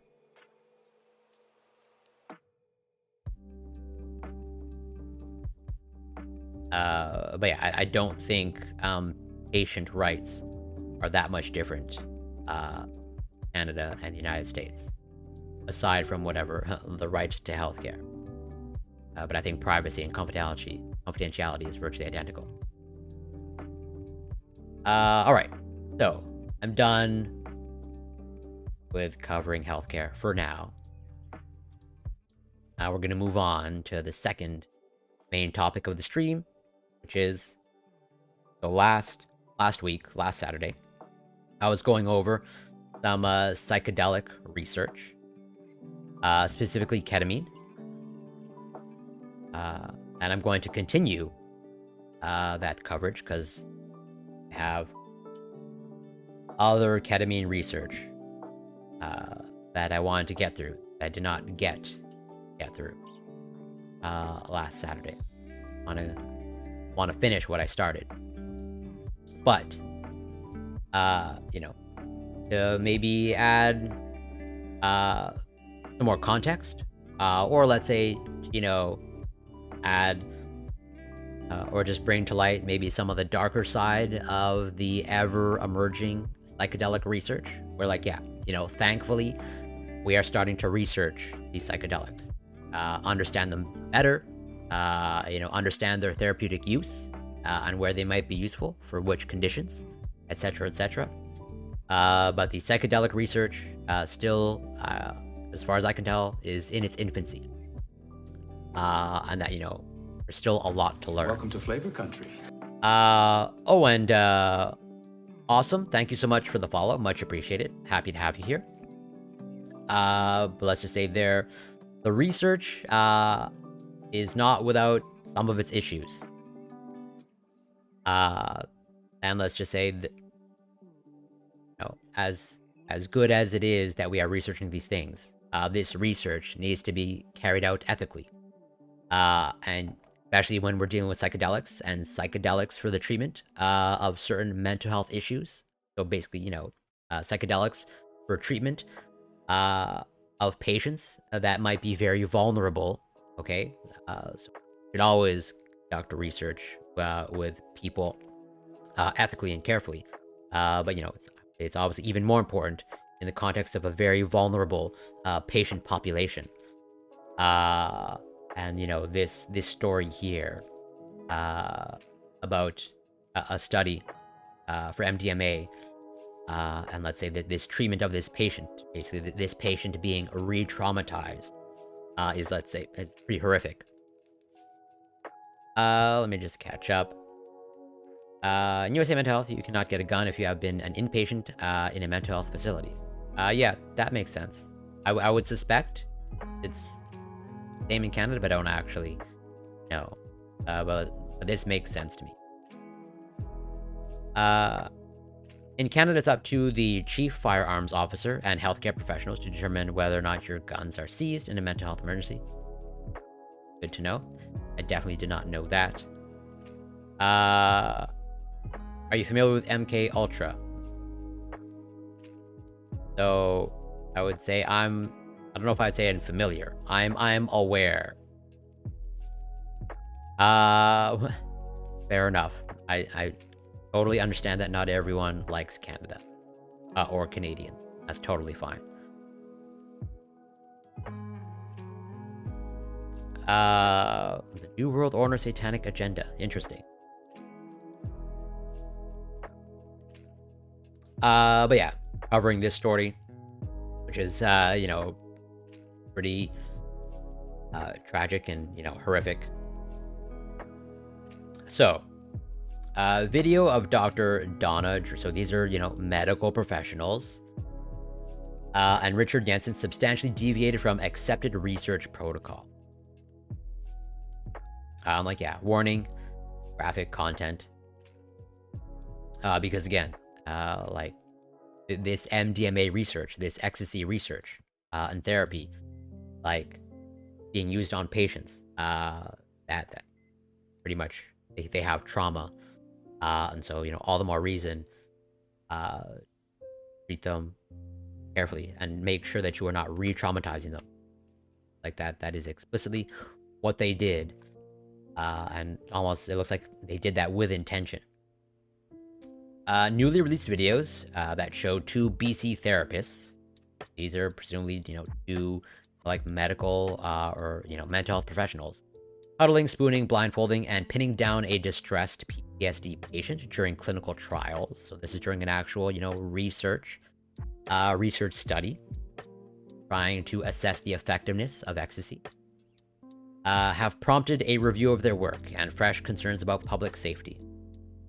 The 2015 footage shows psychiatrist Dr. Donna Dreyer, an actual mental health professional, and an unlicensed therapist, Richard Jensen, a married couple who were then sub-investigators for the Multidisciplinary Association for Psychedelic Studies. During their second experimental session in a Health Canada approved Phase 2 clinical trial with patient Megan Basson in Vancouver. The videos were released last week through New York Magazine's podcast, Cover Story Power Trip, which explores the growing field of psychedelic therapy.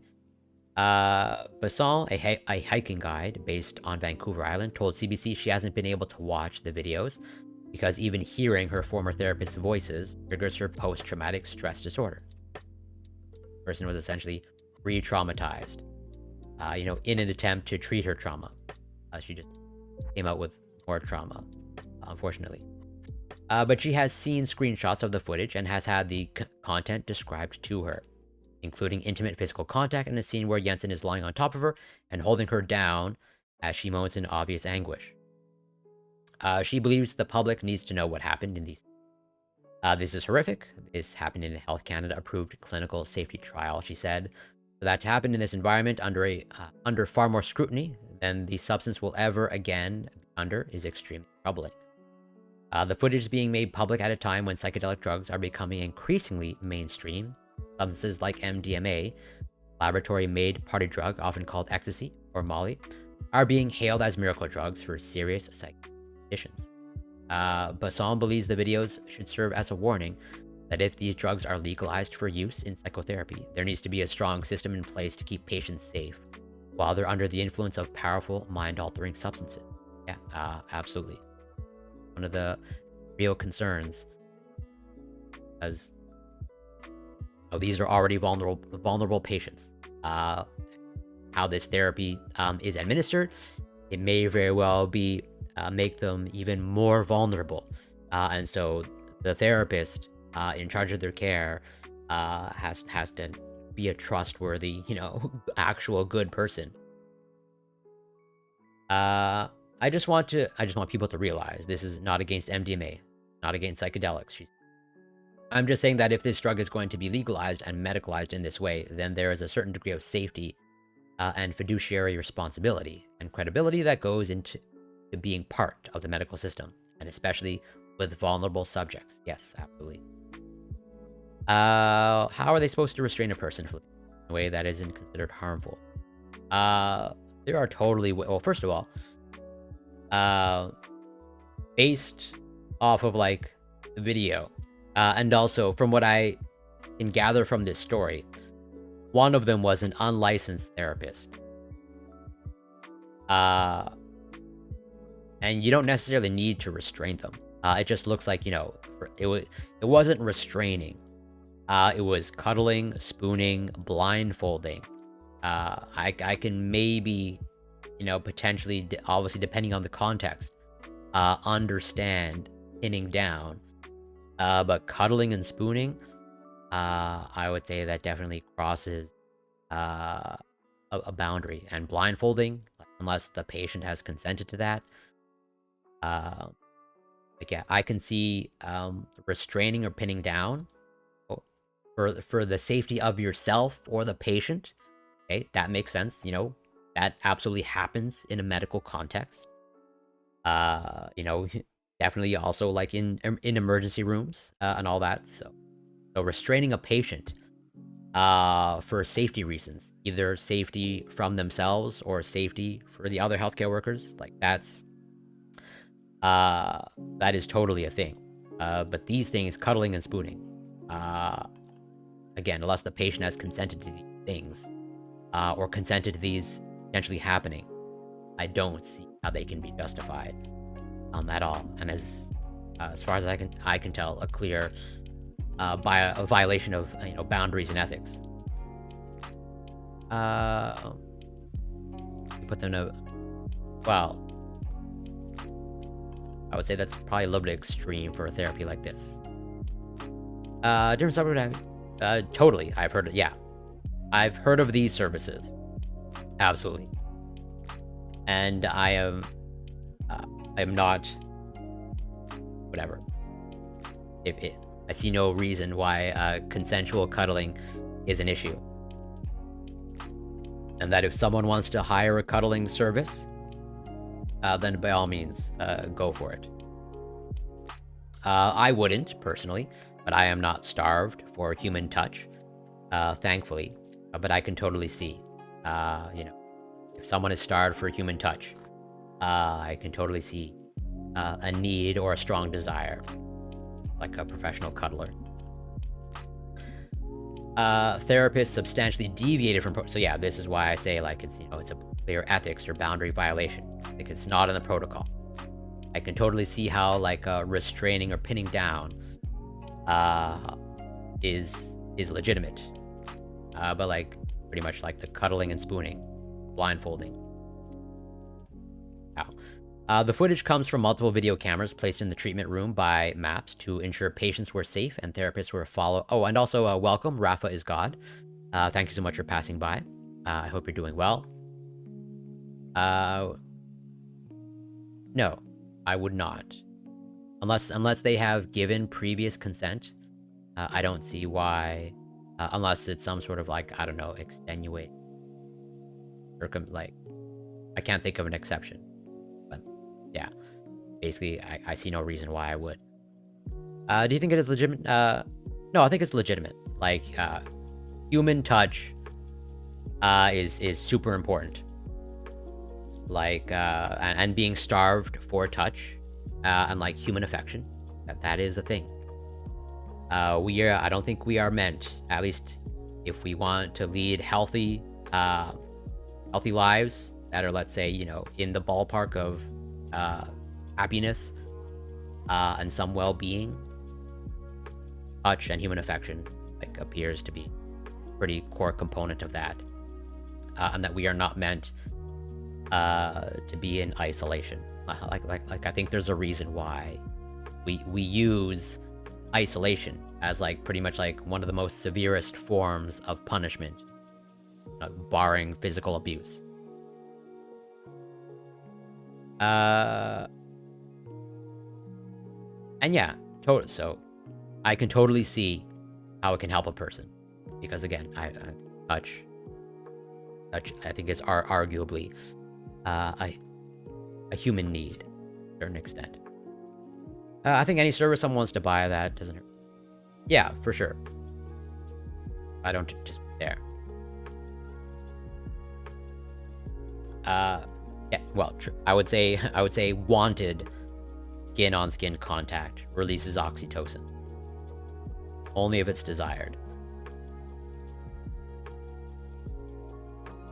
Definitely do not use releasing oxytocin as your excuse to touch any person without their consent. The footage comes from multiple video cameras placed in the treatment room by MAPS to ensure patients were safe and therapists were following the treatment protocol. But MAPS spokesperson Betty Aldworth acknowledged last week that the organization's staff did not actually view the videos until November 2021, 6 years after they were filmed. But, like, yeah, a clear flaw in how the system was operating. Where if these sessions are filmed, and presumably, I'm sure there's multiple reasons as to why they're videotaped, but I'm assuming and hoping one of the reasons why they are filmed is for patient safety. But if you're not actually going in and checking to ensure that the patient is safe, or you're only going in and checking 6 years after, something has gone really wrong. Aldworth said MAPS is now conducting a compliance review for the Vancouver trial site, reviewing all videos and documentation related to each participant. Though the compliance review is ongoing, MAPS has provisionally determined that Jensen and Dreyer substantially deviated from the MDMA-assisted therapy treatment manual on several occasions during the treatment period. Health Canada has yet to respond to requests for comment. Jensen and Dreyer have not responded to emails or phone calls requesting comment. And, I would say it's, not only did they, let's say, deviate from the treatment manual, but, like, I would say arguably, like, they've committed a crime. I think at some level, like, this is essentially just, like, assault. Maybe arguably sexual assault. Jensen has admitted to... getting even more out there. Jensen has admitted to having sex with Besson after the experimental sessions ended, but while she was still enrolled in the clinical trial.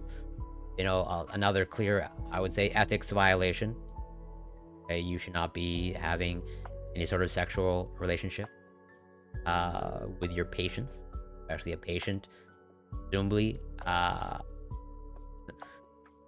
in therapy for trauma, and you're part of that therapy process. That is pretty wild to me. In a 2018 lawsuit that has since been settled out of court, she alleged it was sexual assault, while Jensen claimed in his response that Besson manipulated him and initiated the encounter. This is wild. After Besson first went public in 2019 with allegations of sexual assault, MAPS issued a statement acknowledging that Jensen had an inappropriate and unethical sexual relationship with a study participant and saying it was cutting ties with the couple. Yeah, totally inappropriate and unethical. And, like, again, this person was, like, unlicensed. Like, they were basically just a stranger in the room. Not working in any professional capacity. The statement also said MAPS had previously been unaware of any inappropriate interaction between its therapist and study participant, and monitoring of study records throughout the course of the trial and afterwards did not indicate signs of ethical violation. So the day staff can watch the show. Fair. Did they know they were being filmed? Even though it was wrong, did they think they were...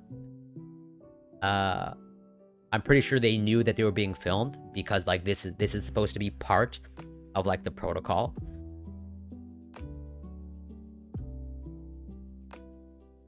Like, I'm reasonably sure both the patients... I think the patient kind of has to be informed that they're being filmed. And I think, given, as far as I can tell, being filmed is part of the protocol. It's just like, yeah. Unfortunately, it seems like reviewing the film, the video footage, in a timely manner wasn't part of the protocol. I'm like, yeah, definitely sounds like a predator. MDMA is a recreational drug that produces feelings of euphoria and enhances sensation and suggestibility. It's one of several illicit substances, including ketamine, LSD, and psilocybin mushrooms that are currently being studied for potential uses in psychotherapy. Which, like, yeah, I'm gonna go over some more ketamine research. And maybe some psilocybin.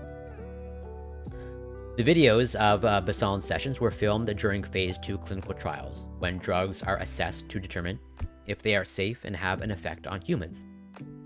BBC has not viewed the full video of the session, which lasted for at least 5 hours. But Cover Story Power Trip co-host Lily K. Ross and David Nichols have reviewed the full tape, as well as the videos from Besson's first MDMA session. Nichols has also viewed the footage of Besson's third experimental session. Both describe the tapes as difficult to watch. The number of checks and balances that failed beyond the therapist's own decision-making is just unreal, said Nichols, managing editor of the psychedelic watchdog publication, Symposia. I guess. Clever spelling. Trying to, I guess, mimic psilocybin.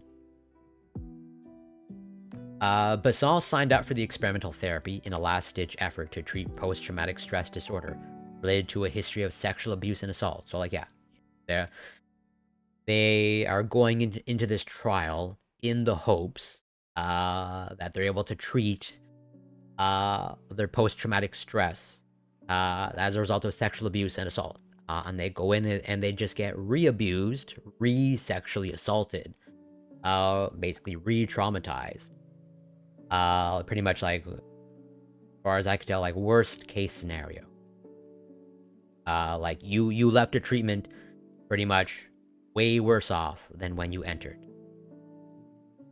And so, like, I don't see how, criminal charges, or like how these therapists escape some sort of criminal charge.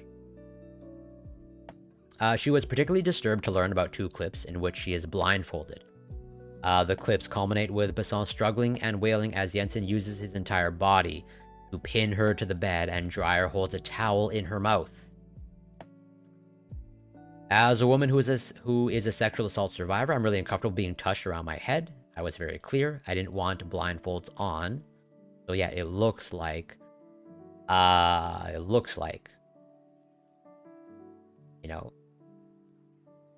basically, they put on a blindfold against her consent.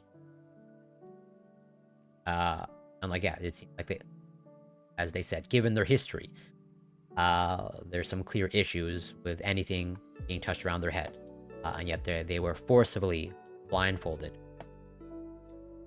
Learned that I was blindfolded, pinned down, gagged. There are no words for that. That is not therapy. That footage is equally troubling for Ross, who completed her PhD in sexual violence research. It raises the question of how do people persist past such clear cries of distress?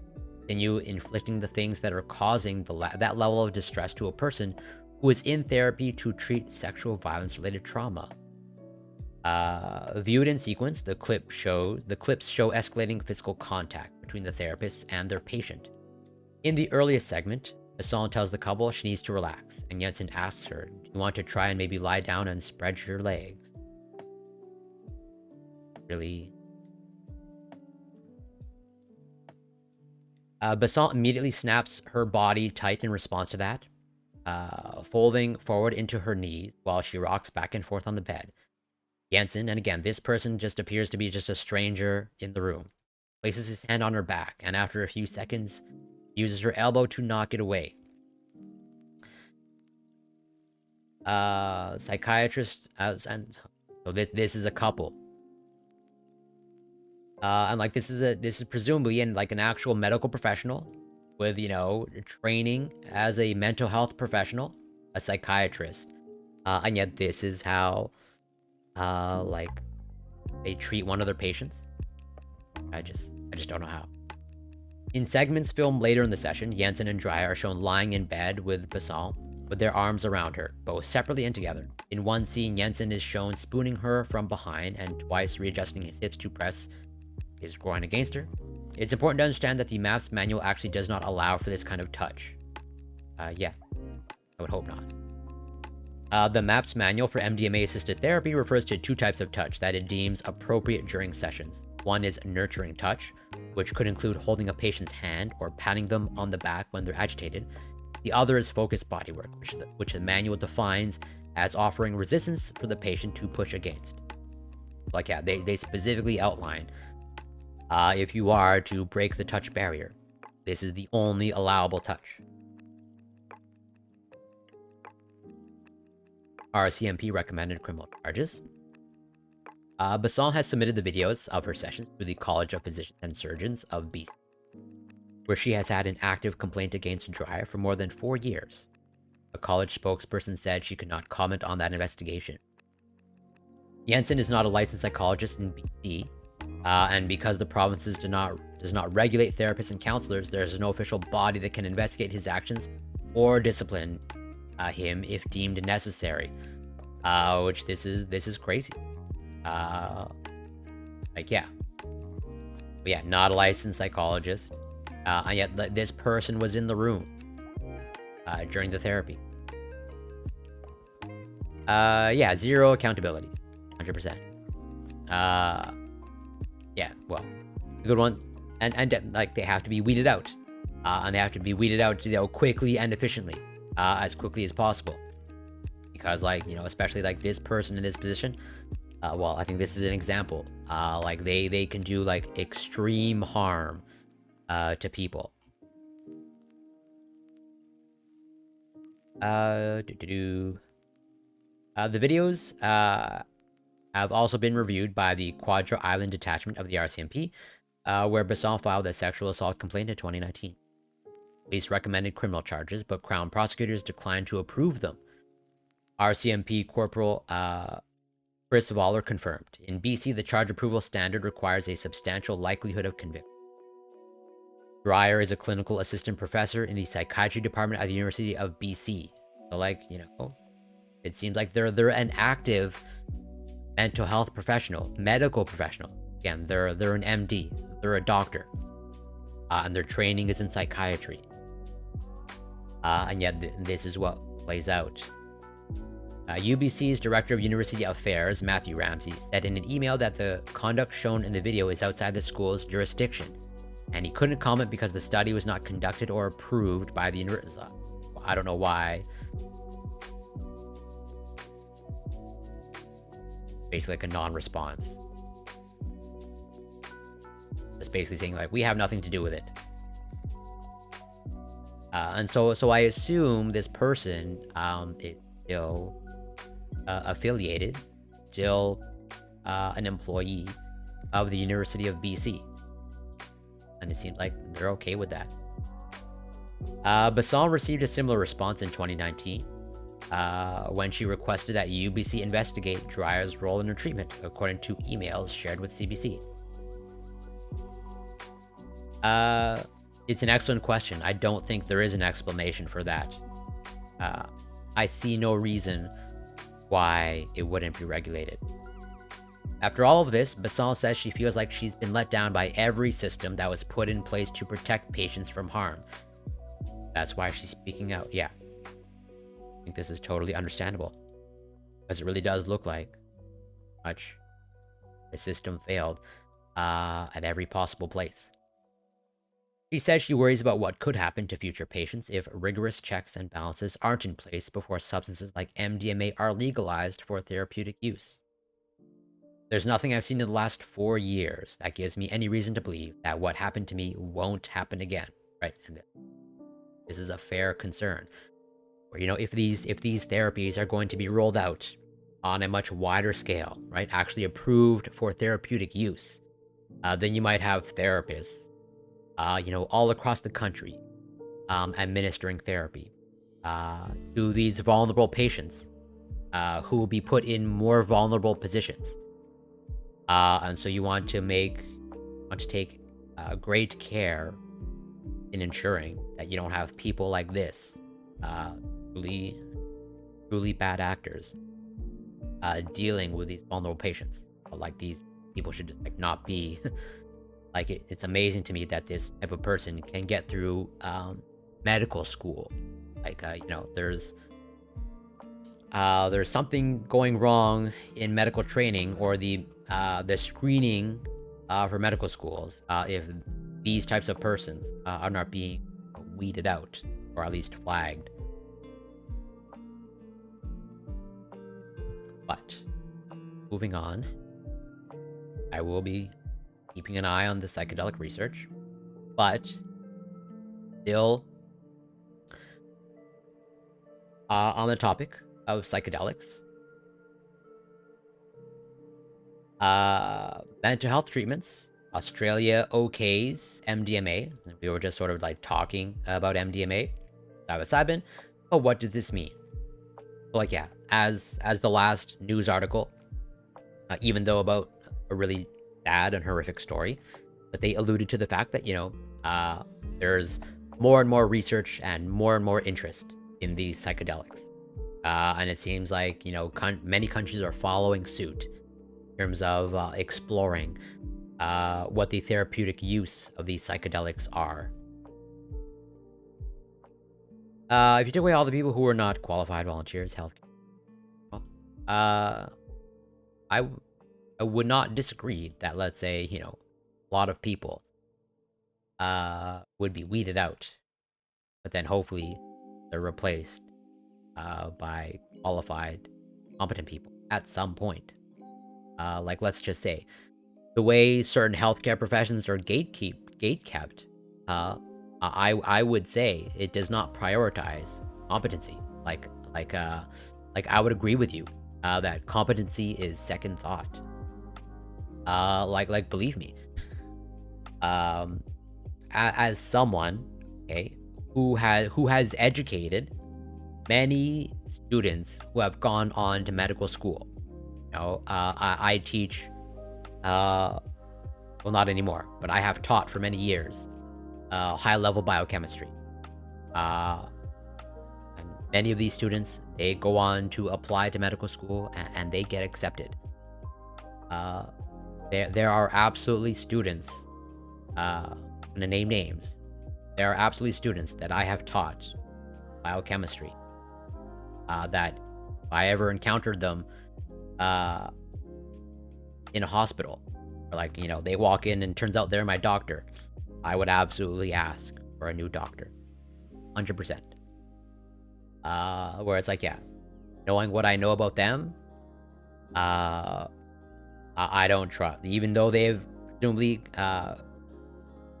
graduated from medical school and received the appropriate training on paper, I absolutely would not trust them based off of what I know about them, how I know how their brain works. It just seems odd someone giving piercings has more certification than someone working with someone close. Yeah, I don't disagree with you there.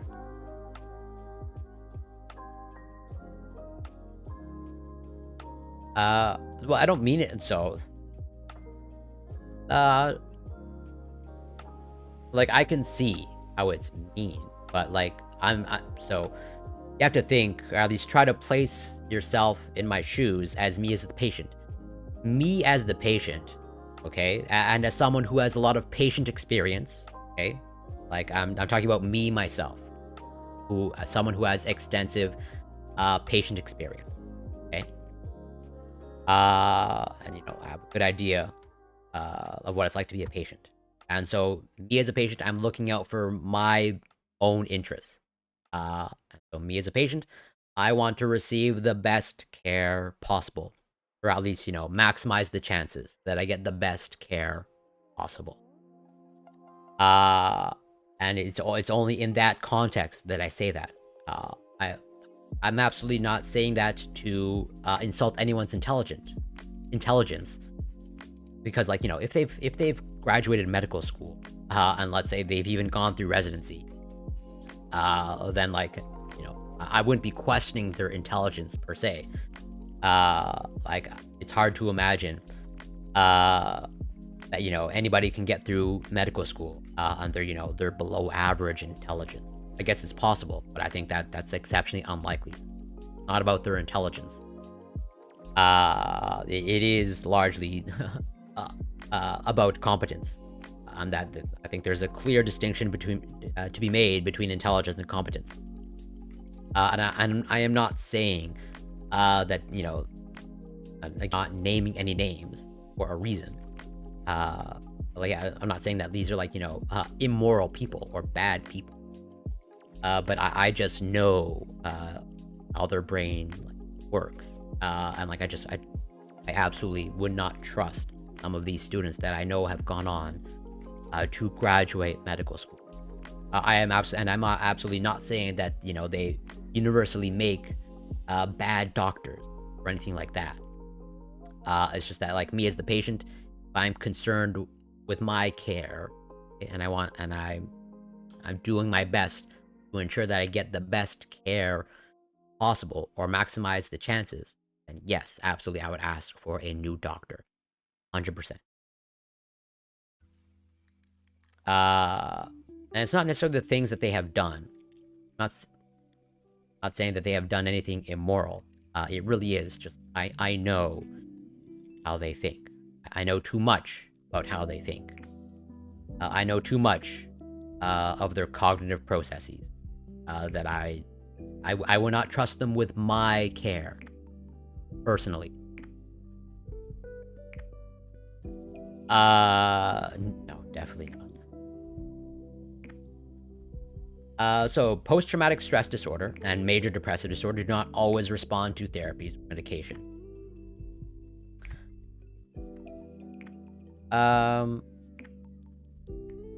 No, I would just kindly, like, this is not, so this might just be, a disconnect. So like, Obviously, I don't know all your experiences, but I'm reasonably sure I have way more patient experience than you, Bob Marley. And asking for a new doctor, like that's not an awkward thing. You generally always just as seeking a second opinion, is like that's a normal thing. Where like seeking a second opinion is not like, should not be insulting to the doctor that you're asking. Like you should be able to go to your doctor and say, hey, I'm looking for a second opinion. Can you refer me to someone for a second opinion?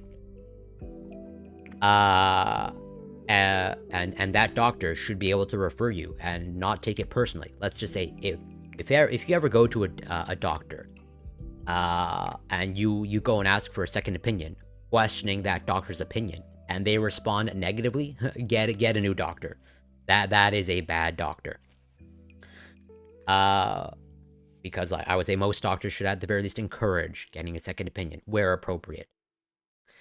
And the same thing holds true in asking for a new doctor. Like if I don't believe in the abilities, just as I have the right to ask for a new nurse, I have the right, obviously I can't do it forever, right? Like at some point I'm gonna run out of doctors or nurses to request. I'm not saying that I should always be accommodated, but like, yeah, in that specific scenario where it's like, if it's a particular, former student of mine or particular former students of mine, that they happen to have become a doctor and they happen to become my doctor, I would have no problem asking for a new doctor. Welcome to Flavor Country. Oh, and Nowhere to Be, thank you so much for the follow. Much appreciated. No, I don't think that's different at all. Because like you even see this, like just as some women, understandably, they want a doctor, depending on, like, let's say they want another woman doctor for a particular exam. They can request that. That's not like a foreign thing. And I would say that, like, you don't even have to give necessarily a reason. And even then, I have no problem saying, like, I would prefer not being treated by this person I know. I can just say there's a conflict of interest, or I just don't feel comfortable. That's also like a legit, and that is actually the truth. Like I wouldn't feel comfortable. Like I don't need to like write an essay for my justification in asking to be seen by a new doctor, and it's absolutely not an awkward thing. And without getting too sidetracked, like the concept of something being awkward, like it's not a thing. The next guy has the highlighted being just yeah, that's true. I don't necessarily disagree with you. It's just like let's just say I'm just going based off of what I know, as in I'm totally willing to bite that bullet of like, this is I'm more than willing to go with a full question mark than like, oh, I know a little bit more about this question mark. In fact, I might know too much about this question mark. So I'm just gonna go with a complete unknown. What do you think about the big keto versus high carb? It depends. Like, let's just say any sort of extreme, like it depends on what your goals are. But generally speaking, sort of like extreme diets like keto or high carb, and I'm not sure exactly what debate you're referring to. Like debate in terms of like one better for like fat loss or weight loss, or like one better for like certain performance, or developing muscular strength. But let's just say, I would say like keto versus high carb, those fall in the category of like fad diets. And generally speaking, I would generally recommend staying away from fad diets, unless you have like a really specific goal in mind. Believe me, I know, I have a good idea of all the talking that goes in the back rooms, at the nursing stations. in this context, I would say, yeah, the devil I don't know better than the devil I know. As in the fact that I know, I'm not calling them the devil. The fact that I know, it's like, my view of them is colored. Like, it's already colored negatively. So, like, something that's unknown, that's neutral. I'd rather go to neutral than something that, I already see the negative. Does that reflect badly on the first? No, not necessarily. Because, again, you don't really need to justify. Where if you're just asking for a new doctor, like, yeah, if you're consistently asking for a new doctor, like, then something will be called into question, because they can't just accommodate you infinitely. But, again, if some former students walk in, and I just happen to ask for a new doctor, and I just go with that new doctor, like that's a totally normal interaction. Yeah, believe me, I have a pretty good idea of like the backroom talk that occurs. And in fact, there's some notorious news stories about certain healthcare workers being filmed as they are treating this indigenous person and all like the bigoted things that they say, talking behind their back as they think the patient is, let's say, unconscious, or they think they're not being recorded. So like this is not a foreign concept to me. And I've gotten a taste, as someone who's been in enough medical settings, I get a taste of some of the things said at the nurses' station. In the hunt for effective therapies, the Australian government has authorized the use of psychedelics for these severe mental health issues.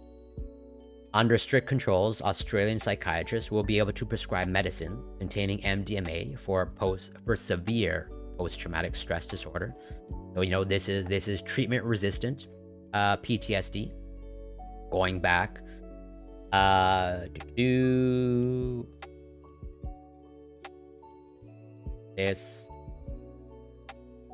this many article. Nope. Sure, I had one on.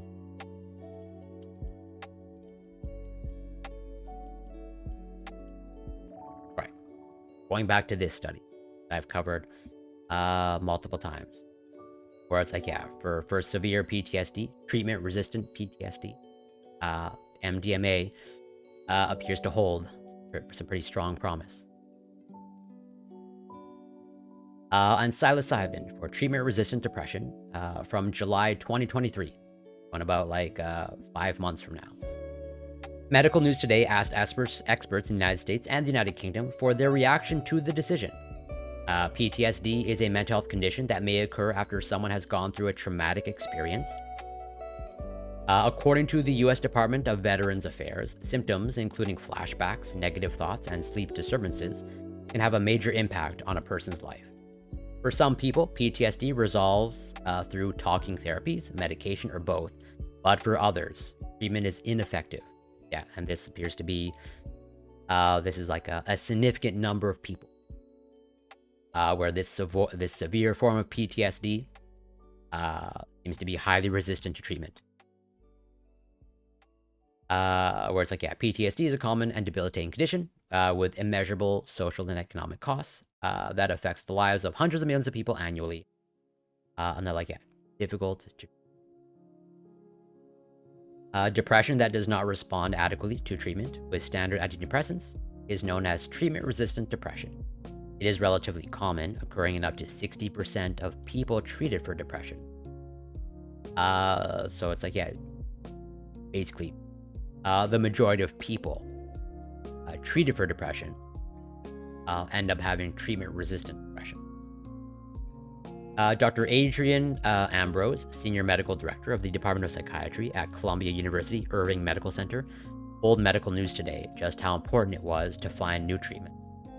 According to some studies, a significant portion, approximately half of the patients with severe psychiatric conditions like PTSD or major depressive disorder, don't respond to FDA-approved treatments like SSRIs, noted.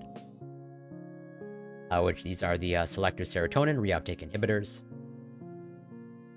On February 3rd of this year, so basically just like a little over a week ago, the Australian Therapeutic Goods Association published its decision to authorize the use of MDMA for PTSD that has not responded to treatment, and psilocybin for treatment-resistant depression from July 2023.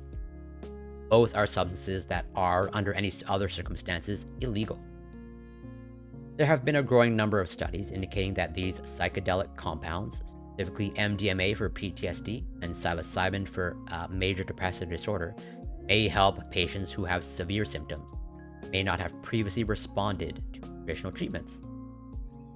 The decision has raised some concerns, as Dr. James Rucker, consultant psychiatrist and senior clinical lecturer at King's College London in the United Kingdom, told Medical News.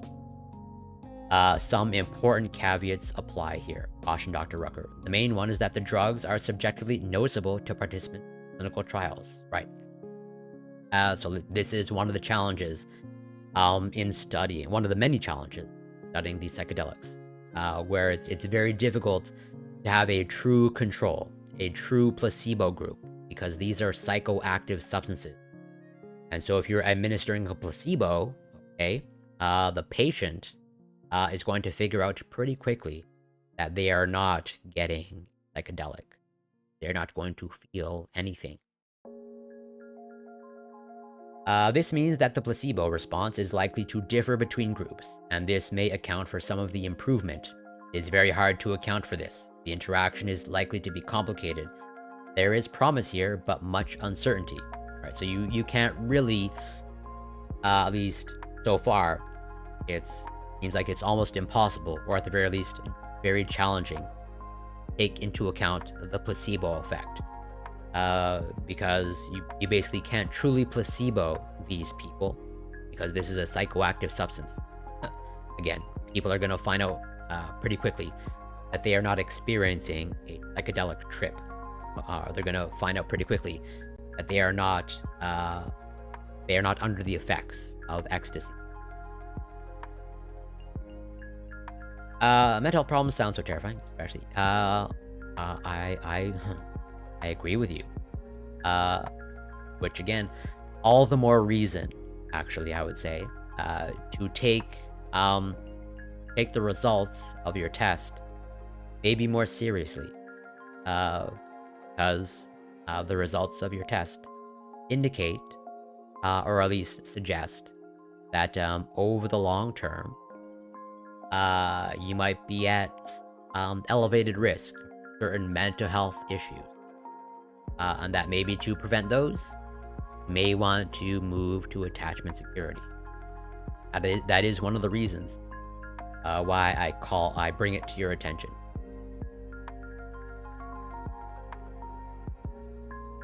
Couldn't you give the control group another psychoactive drugs, which is more research?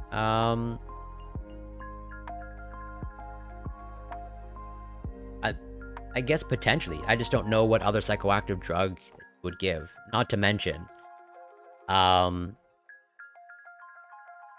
think there are potentially other issues. Like the only other psychoactive drug that I can think that might be in the bulk. Like, how do you get people to think that they're having a psychedelic trip without giving them a psychedelic?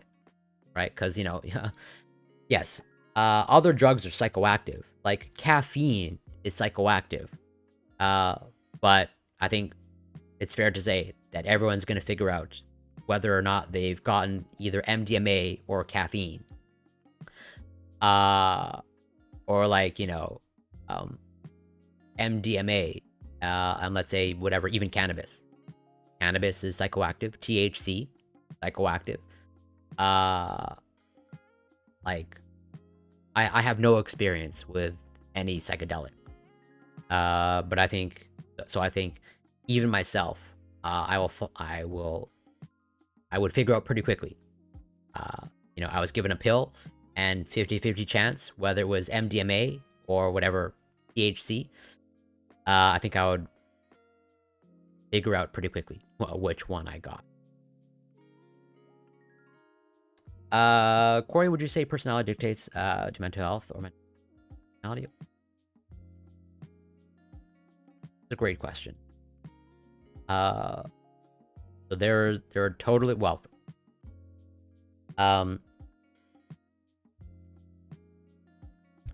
as far as I can tell, there's a dynamic interplay between, personality and mental health. And I would say probably personality is more the driving factor. At the very least, you see this with, let's say,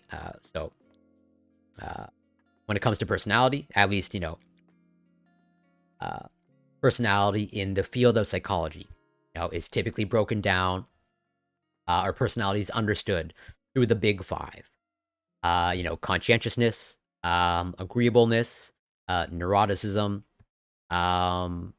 extroversion, and openness. Yeah, those are like the big five. And definitely, okay, there's an abundance of research showing that neuroticism, the personality trait of neuroticism, the higher you score on neuroticism, the greater your risk of experiencing anxiety and depression somewhere down the line. And so I think it's pretty clear, at least when it comes to that, that the personality trait of neuroticism absolutely affects your risk factor for mental health issues, or certain mental health issues like anxiety and depression. And at the same time, it's probably true that certain mental health issues can shape your personality or affect your personality. Like, I don't have any research backing that up, but this is me thinking out loud. I can speak less confidently about that in terms of mental health issues affecting personality. I can speak with much greater confidence in terms of how personality can affect your risk for mental health issues, specifically when it comes to neuroticism. But yeah, I would suspect that also mental health issues can affect your personality. That is kind of like a dynamic interplay between the two.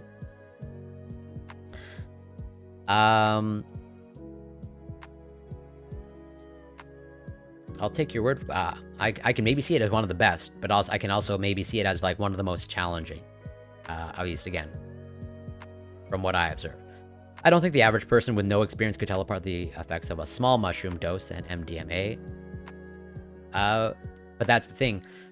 Like, even mushroom, like, you don't, so because that's not, I would say that's not really a control group. Yeah, I would say you're not, like, because then, like, how do you tease out, like, you're just comparing head to head, kind of like psychedelic versus psychedelic type of thing. And I think that would introduce too much noise to your results, or like potentially make it like more difficult to interpret. The dude on mushrooms trying to explain some basic thing to you in a complicated way. Well, fair enough. Yes, I know, as far as I've never been on MDMA or shrooms. But from what I understand, yeah, MDMA, well, I think it's often described as like an empathogen. Just like makes you feel things more intensely. Let's see. Yeah. Dr. Ambrose also urged caution. I think it's difficult to it's a difficult balancing act. On one hand, there's a lot of real suffering for patients for whom traditional treatments didn't fully address their psychiatric symptoms. On the other hand, I hope that we, both the scientific community and the patient populations, can temper our zeal and proceed with all the due diligence to ensure that we fully know the risks and benefits of these compounds. Yes, absolutely. I am all for researching these things and understanding them as much as possible. So the scientific term for MDMA, which is this 3,4-methylene dioxymethamphetamine, also known as ecstasy, is a synthetic drug that is often used recreationally.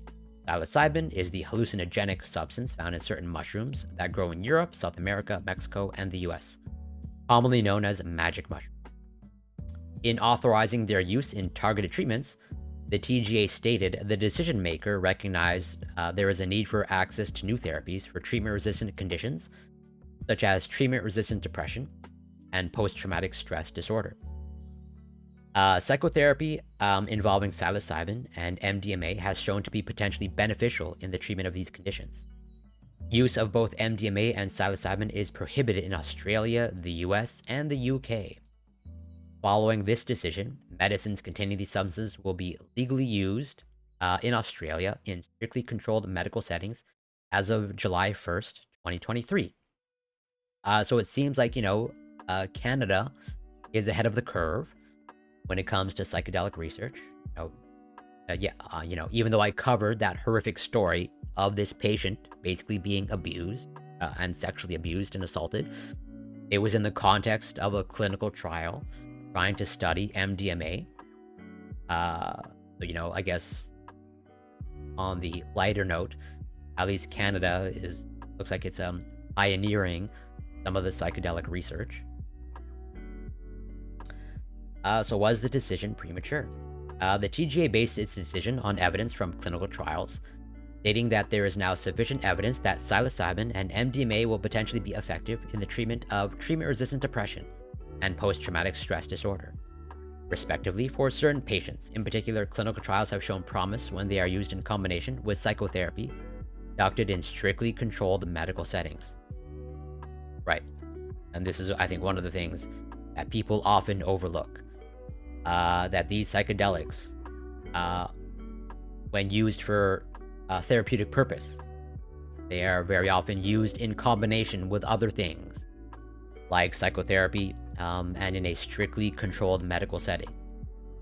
Or as I've covered before, with studies of MDMA, very often it's coupled with a pretty intensive psychotherapy, and the MDMA is administered, in a relaxed setting, in a safe setting, very often with a therapist there present, talking the patient through, with relaxing music in the background. However, Dr. Rucker expressed some misgivings. Such decisions short-circuit the clinical trials process itself and undermine the whole principle of evidence-based medicine. Where is the motivation to do good quality research into efficacy and safety if a regulator just approves it before such research is complete? From a pharmaceutical company's perspective, why would they research it if it has already been approved? This is exactly what has happened with medical cannabis. What message does that send to the field as a whole? This is a slippery slope and a dangerous precedent, I fear, he told us. Dr. Ambrose added a note of cautious optimism. As we continue to expand our research in better understanding the short-term and long-term effects of psychedelics, I hope that we can continue to dialectically hold the balance. The rigorous scrutiny of clinical research and the unifying goals of helping patients with treatment-resistant mental health conditions who are hurting and need effective treatment. It is a difficult. Where was I? Yeah, but if the control psychedelic isn't linked with the issue you're exploring, it could be. Yeah, but that's not. But that's the thing, right? It's like since pretty much all psychedelics are virtually understudied, okay? Then it's like we haven't fully fleshed out all of the therapeutic uses of these psychedelics. And so you definitely don't want, to use your example, I understand this was just an example, but to use your example of okay, to study MDMA, we'll have the active group getting MDMA, and then, our control group, our, quote unquote placebo group, that they'll get some shrooms. They're both psychoactive, they're both psychedelics, and the intention is to, see MDMA's effects, therapeutic effects, hopefully, on PTSD. And so we'll use shrooms, and, operating under the assumption that it doesn't work for PTSD, or it has no therapeutic benefit for PTSD. But given the fact that we are still learning and characterizing these psychedelics, we can't say that yet. Basically, we need to do the research first on shrooms to be able to use it for, let's say, that MDMA example. But then, it's just you have the same problem with the shrooms, where it's okay, to study shrooms, we need an appropriate control group. So then what psychedelic do we use for that? Well, pretty much any psychedelic you pick, that will also be understudied, right? So it's like, yeah, it becomes like really difficult. I guess in principle, it could work if there was some well-characterized psychedelic that we already knew of. But given the fact that, we lag behind the research, I think that is part of the challenge, unfortunately. Allergic to mushrooms. Well, so again, I have no first-hand experience with any psychedelic, but let's just say isn't like not a side effect, but it isn't like isn't it possible that you just have bad trips? Of like, given that your trips are bad, it results in projectile vomiting, and that it might not be an actual allergy. Because from what I understand, like an allergy is more like and well, actually, I can say there's confidence. I have a pretty high level understanding of, let's say, immunology. But let's just say projectile vomiting, I would say, is not necessarily a sign of some sort of immunological reaction, and let's say allergy in the strictest sense. It may just be that whatever doesn't agree with you, or like, again, maybe just a bad trip. And like, yeah, even the day after, I don't know. One of the head doctors of MK Ultra, as it can good to know. Did you hear about Trump's right to try laws? I did not. But if you want to provide some context, or if you happen to have a link, by all means. Okay, yeah, fair enough. But even then, that does not scream allergic reaction to me. But yeah, you might just, using allergy is just like, yeah, your body doesn't like it. I might be just reading too much into the word allergy. But I take your point. Basically, the shrooms don't appear to agree with you. MDMA and psilocybin have known side effects, which Dr. Rucker described. Both have their dangers, but within a medically controlled setting, these can be minimized. MDMA can cause raised blood pressure and heart rate, and rarely produced serotonin syndrome, which can be dangerous. Psilocybin is quite safe from the perspective of the body, but it can induce panic and paranoia, and in some people. If this is not managed by skilled psychological support practitioners, it can lead to a worsening of someone's condition. Right. Like, you definitely don't want to do, especially, like, generally speaking. These psychedelics are reserved for people that have these treatment-resistant conditions. And so, like, they have these difficult-to-treat conditions. And probably pretty severe. Like, so, like, the last thing that you want to do, make it worse. Dr. Keith Heinzerling, internist, addiction medicine specialist, and director of the Treatment and Research in Psychedelics program for the Pacific Neuroscience Institute in Santa Monica, California, was more optimistic about the use of psilocybin.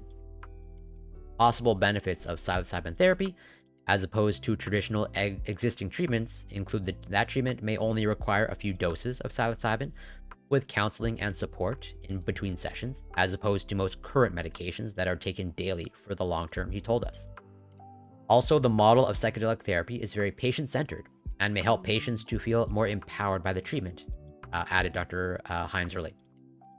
He did, however, urge caution. Patients at high risk of psychoses should not take psilocybin, and there are medications, some antidepressants, and other medications that affect serotonin that should not be combined with psilocybin. Will other countries follow suit? The U.S. state of Oregon legalized the therapeutic adult use of psilocybin on pretty much the beginning of this year, January 1st.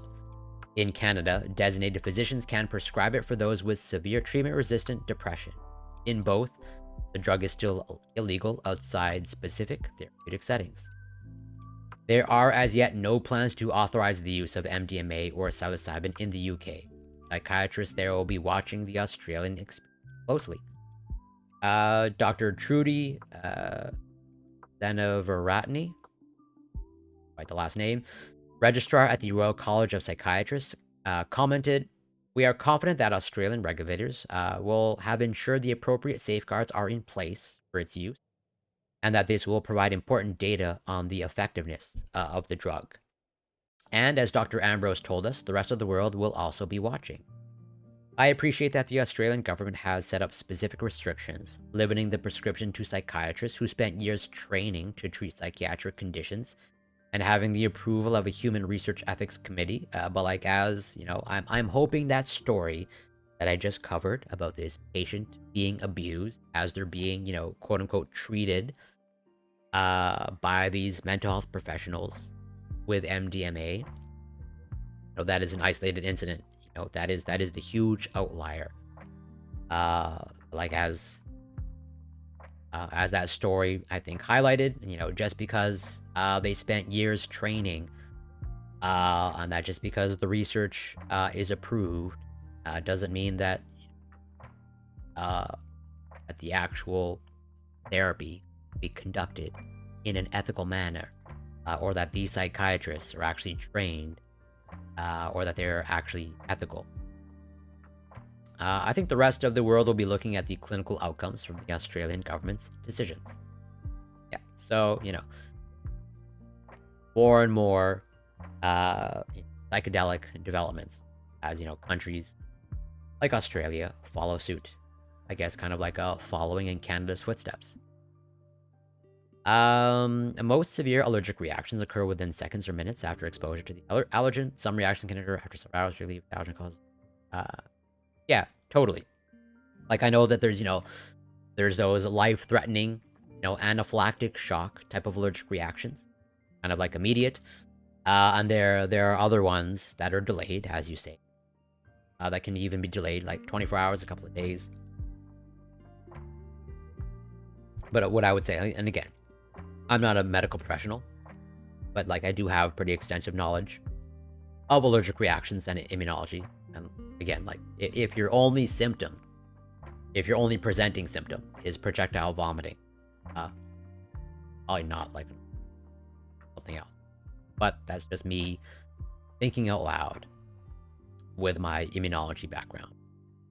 My roommate in university grew motion is, and yeah, from what I understand, again, zero first-hand experience was like, but from what I understand, like let's basically growing mushrooms is like really tricky, and that like you can do it wrong, and it can have some pretty disastrous effects. Don't grow mushrooms properly, and if I remember correctly, like potentially like some fatal effect. Grow it properly, but again, I'm just going off of what I recall. Unregulated old dude with his creepy wife. Yeah, exactly.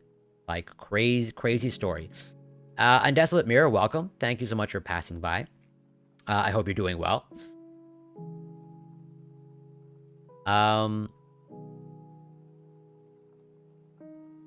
Yeah, fair. I don't know that reaction either, other than like, just something in your GI tract does not like it.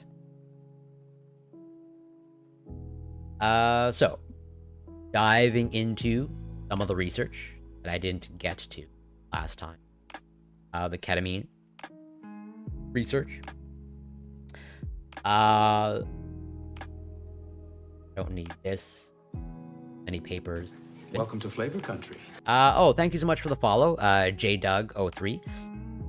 Much appreciated. I hope you're doing well. Happy to have you here. Well, I don't think you're alone. I'm not on that train, but I know that there are many other people on the train. But what did I cover last time? I think I covered ketamine for alcohol use disorder. Yeah, I covered this. How ketamine appears to be pretty good at treating alcohol use disorder, at least in comparison to placebo. And I believe I also covered, ketamine when compared to electroconvulsive therapy, which is one of the most of, not the most, it is the most effective therapy for treatment-resistant depression. And ketamine appeared to hold up quite well in comparison to electroconvulsive therapy. If anything, outperforming electroconvulsive therapy, which, you know, I would say is pretty astounding. As they say here in this article, electroconvulsive therapy is like, you know, the gold standard in treating treatment-resistant depression. Or like, yeah, they pretty much like use that language. Gold standard therapy for treatment-resistant depression. Where it has like pretty much the best therapeutic efficacy. Achieving remission rates of 50 to 70% in treatment-resistant depression.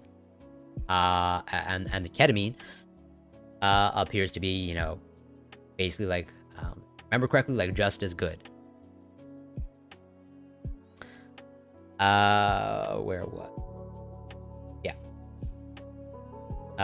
Results of the electee study will have important implications for patient choice, blah, blah, blah.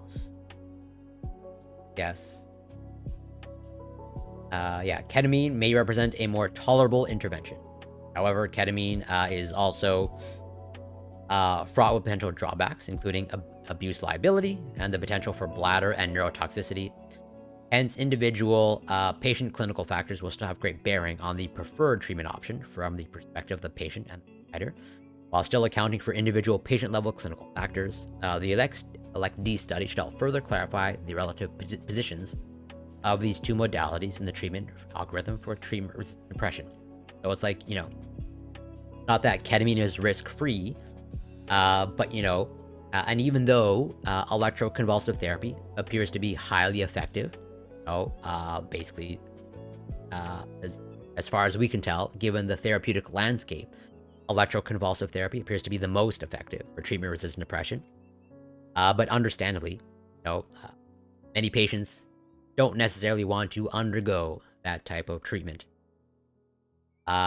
Even though like it's like the most effective. There is understandably a lot of stigma associated with that, given how it's portrayed. Like I don't know how accurately movies and popular media depict, you know, electroconvulsive therapy, or, you know, as they call it, electroshock therapy.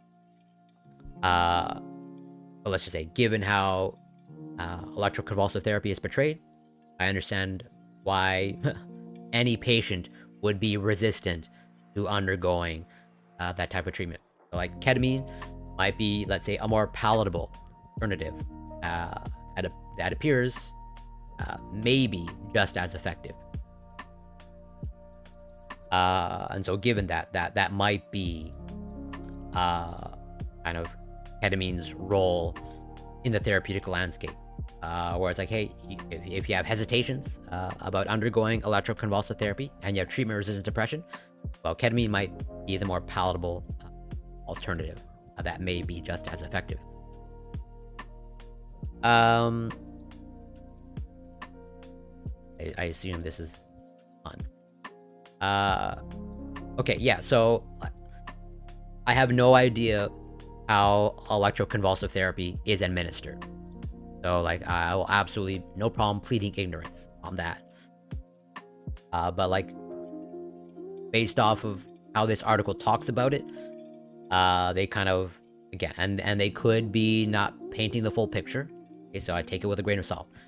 But they basically allude to the fact that, like, yeah, it's not as, let's say, not how it's portrayed in media. This is not to say that it's a walk in the park. But let's just say it's not as intensive or, let's say, traumatic as is portrayed in popular media. But still, it still appears to be like pretty invasive procedure. And like, yeah, there appears to be kind of potential negative side effects of, like, I believe it, if I remember correctly, it affects your memory.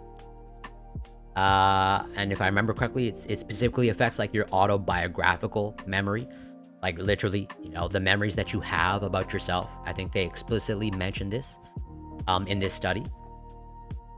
Let's just say if my memory holds up. Right, yeah.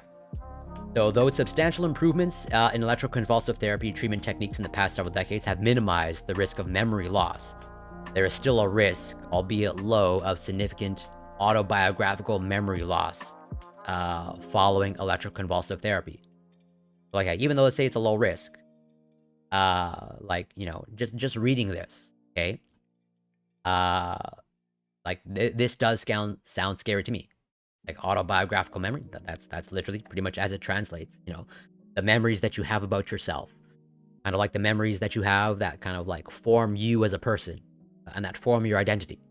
Like reading that, like, let's just say, I would absolutely have hesitations undergoing a procedure like that if it messes with my autobiographical memory, where like again affects the memories that make who I am.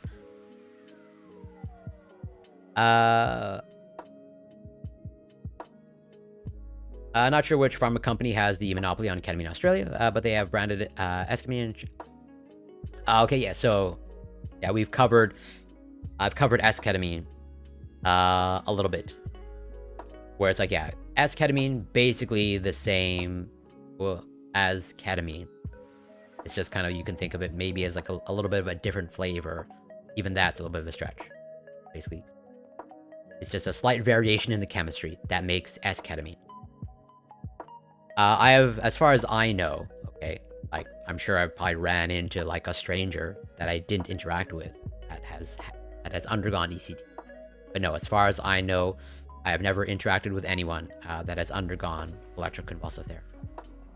I'm like, yeah, I think it's kind of, again, I don't know for sure, because I'm only going by what I read. But I feel like it's probably, like, supposed to change you. And let's just say it's understandable that it changes you if it's affecting your memory and it's affecting your autobiographical memory. Like, again, this is not guaranteed. It's a low risk, but like, yeah, if there's a chance that it's affecting your autobiographical memory, it makes total sense to me that it would change like who you are as a person. Definitely has a, yeah, exactly. That's like, again, I am pleading ignorance, as in I don't actually know how this therapy is administered in the real world. Like, I literally only go by what's in movies and TV. And yeah, that makes sense. And yeah, I can totally see, like, for sure.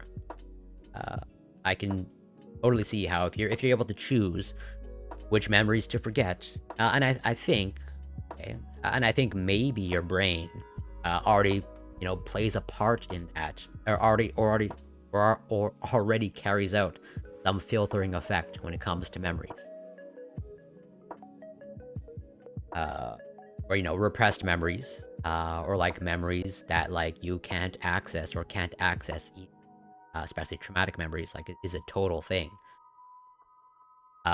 This is actually, I think, from, if I remember correctly, from what I've read, like this is borne out in the research of like if you ask, especially people who are adults, okay, and like let's say the way they're behaving, okay, or let's say given certain mental health issues that they have, there is a strong suspicion that they have been traumatized in some way, particularly traumatized in their childhood. And yet, you know, if you ask these adults these questions on whether they've been traumatized, you know, they say no. And that, you know, at a surface level, they'll look back on their childhood and they're like, yeah, I had a normal childhood, everything was fine, you know, no trauma. But then, like, once you start, like, probing and digging, and, like, they really make a concerted effort to, like, you know, access their memories, then, like, the trauma, like, comes to light. Where it seems like, you know, the brain, for some people in some contexts, like, it will kind of, like, bury a memory or, like, make a memory, like, difficult to access. Or it can only be accessed with, you know, a great amount of effort. Like, yeah, it does seem like the brain already has, like, this filtering effect. So, continuing, or, like, trying to conclude ketamine research. So, you know, I probably should have started with this last stream, Because like I just dove into the research, as opposed to like well, maybe I should have provided more background into the biochemistry, or at least provided some context in the biochemistry. Not that I wanted to dissect it all, because as far as I can tell, we don't fully understand all of the biochemical effects of ketamine on the body. And this is what makes one of the things that makes psychedelics a difficult study, because as far as I can tell, we don't quite fully understand. If anything, I'd say there's more we don't know than we do know about how psychedelics affect us biochemically. And so this article is basically going over what's in the title, mechanisms of ketamine action as an antidepressant. So like what is it actually doing? We have data showing that ketamine has some therapeutic value when it comes to treating depression, especially treatment-resistant depression. And so like what is it actually doing, right? As in, like, to use the example of, let's say, SSRIs, selective serotonin reuptake inhibitors. Its proposed mechanism of action is like, it's increasing serotonin in the brain, or between the synapses of the brain, where it's like it's inhibiting the uptake, and it's selectively inhibiting the uptake. So if you inhibit the uptake, you have more concentration in synapses in the brain, operating under the assumption that depression is the result of some sort of serotonin deficiency. Then increasing the serotonin would presumably treat the depression. I'm not saying that model is actually true, and there's let's say recent emerging evidence that our model of, let's say, depression and other mental health issues is very flawed, if not faulty. No, I'm not saying that's how ketamine. I'm not saying this is how ketamine operates. I'm just kind of like using it as an example of, like, at the very least, we have some idea, or we have some proposed idea of how these SSRIs are supposed to work.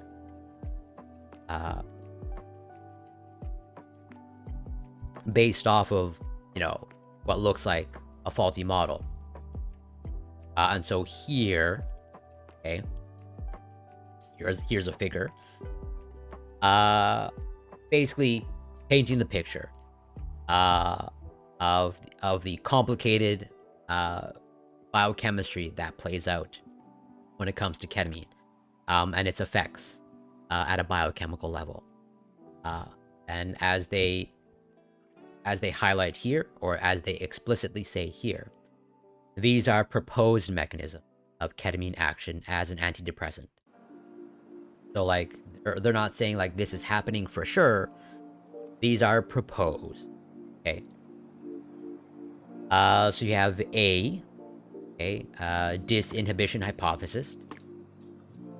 So A is up here, top left corner. So basically, this is a synapse. A synapse of a particular neuron. So you have up here. I wish I can like.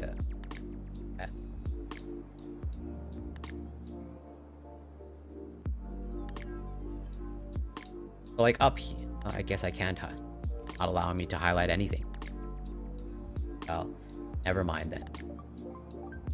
Okay, yeah, okay, that works. Okay, so yeah, here, as they say, presynaptic and postsynaptic neurons. So you're literally like kind of like looking at connections made in the brain, and you have the release of neurotransmitters, from the presynaptic neuron to the postsynaptic neuron.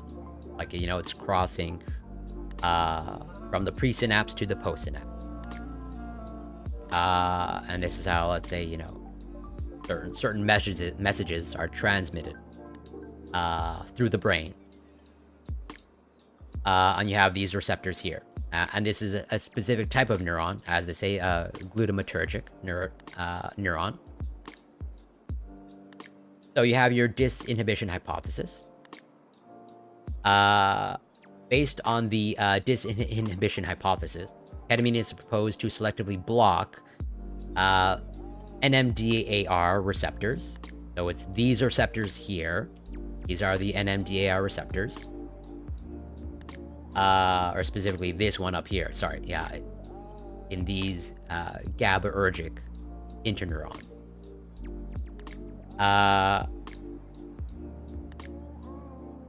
Yeah, well, that's okay. But yeah, it would be for a period. Like, yeah, I can't imagine that this is some irreversible blocking. Almost certainly not. Irreversibly blocking things in the brain, typically, no good. Yeah, expressed on GABAergic inhibitory interneurons, which leads to a disinhibition of pyramidal neurons and enhanced glutamatergic firing. So yeah, they're essentially saying basically by inhibiting this, okay, you should be increasing the activity of this. And, I'm not going to dissect the rest, but basically this is covering, a lot of the biochemical effects. Where it's a lot of it has to do with, blockade or inhibition. You have disinhibition, okay, of glutamate release. You have inhibition, okay, of this type of receptor, while still the NMDAR receptor on the presynaptic glutamatergic neuron. And then you have a whole bunch of other ketamine inhibition or blockade of spontaneous NMDAR activation.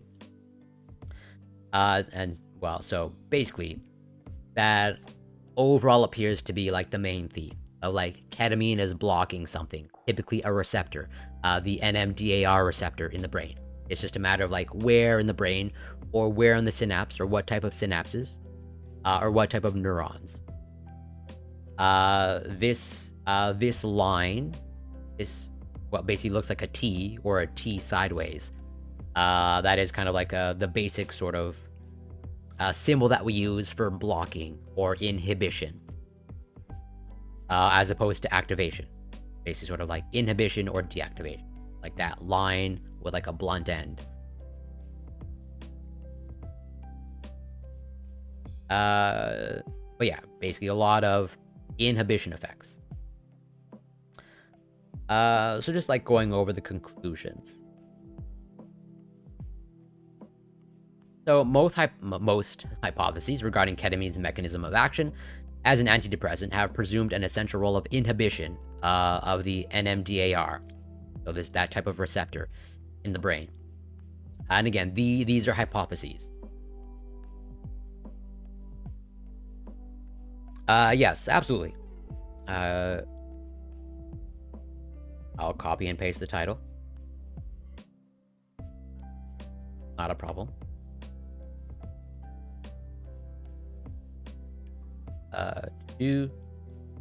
Well, there's an extra square bracket there, just for you.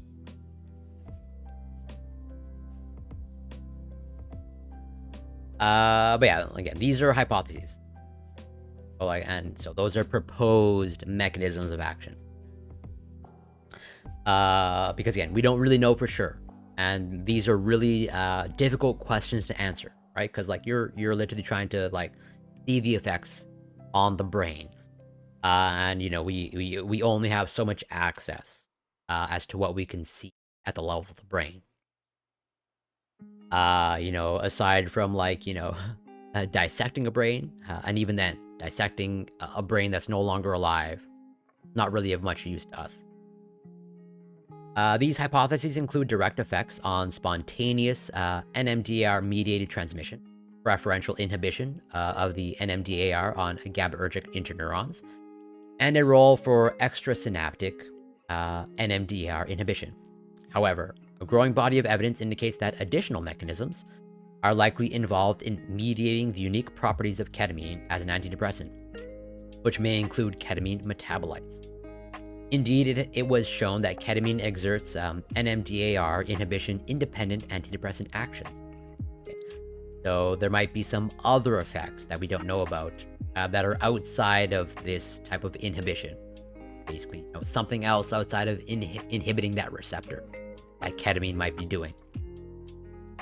And that these effects require the metabolism of ketamine to the HNK metabolite, or like this, okay, like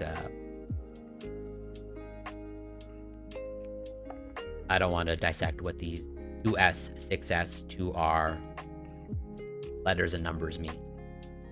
I don't want to do that because like these are repressed memories of my chemistry background, like my organic chemistry background.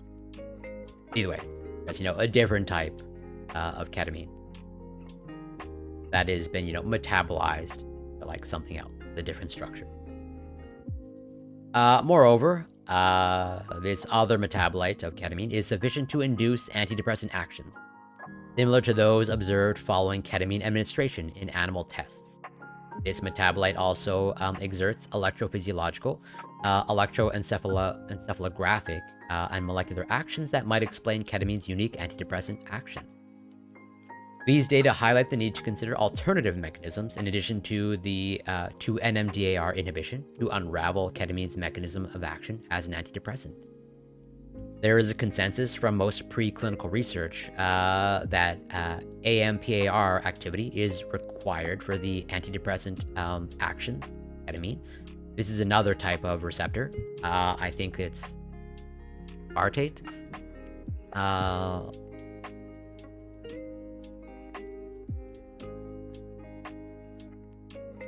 That's redundant. I think the R stands for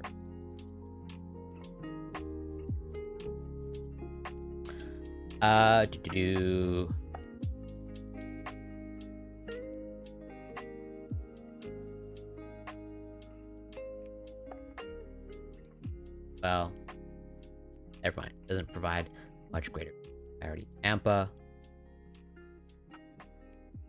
Agonist against the AMPA receptor. Okay. Just the receptor that binds this molecule. Makes sense. Increased probability of glutamate release, either by interneuron-mediated disinhibition or direct action of this ketamine metabolite on pyramidal neurons, may result in activation of AMPARs and a subsequent activation of downstream neuroplasticity-related signaling pathways, including those regulated by brain-derived neurotrophic factor, I believe. All of these testing,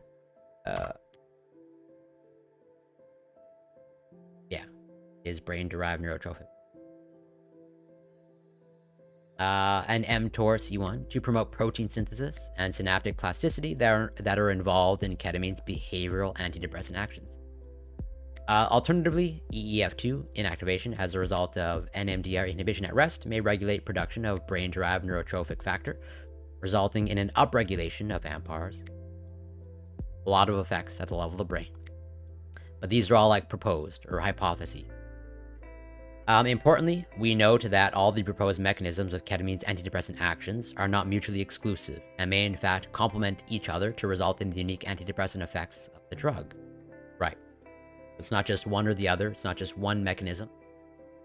Even though, again, like we know all that much exactly about the mechanism, but it could be just like, these are all proposed mechanisms, and maybe it's like all of these.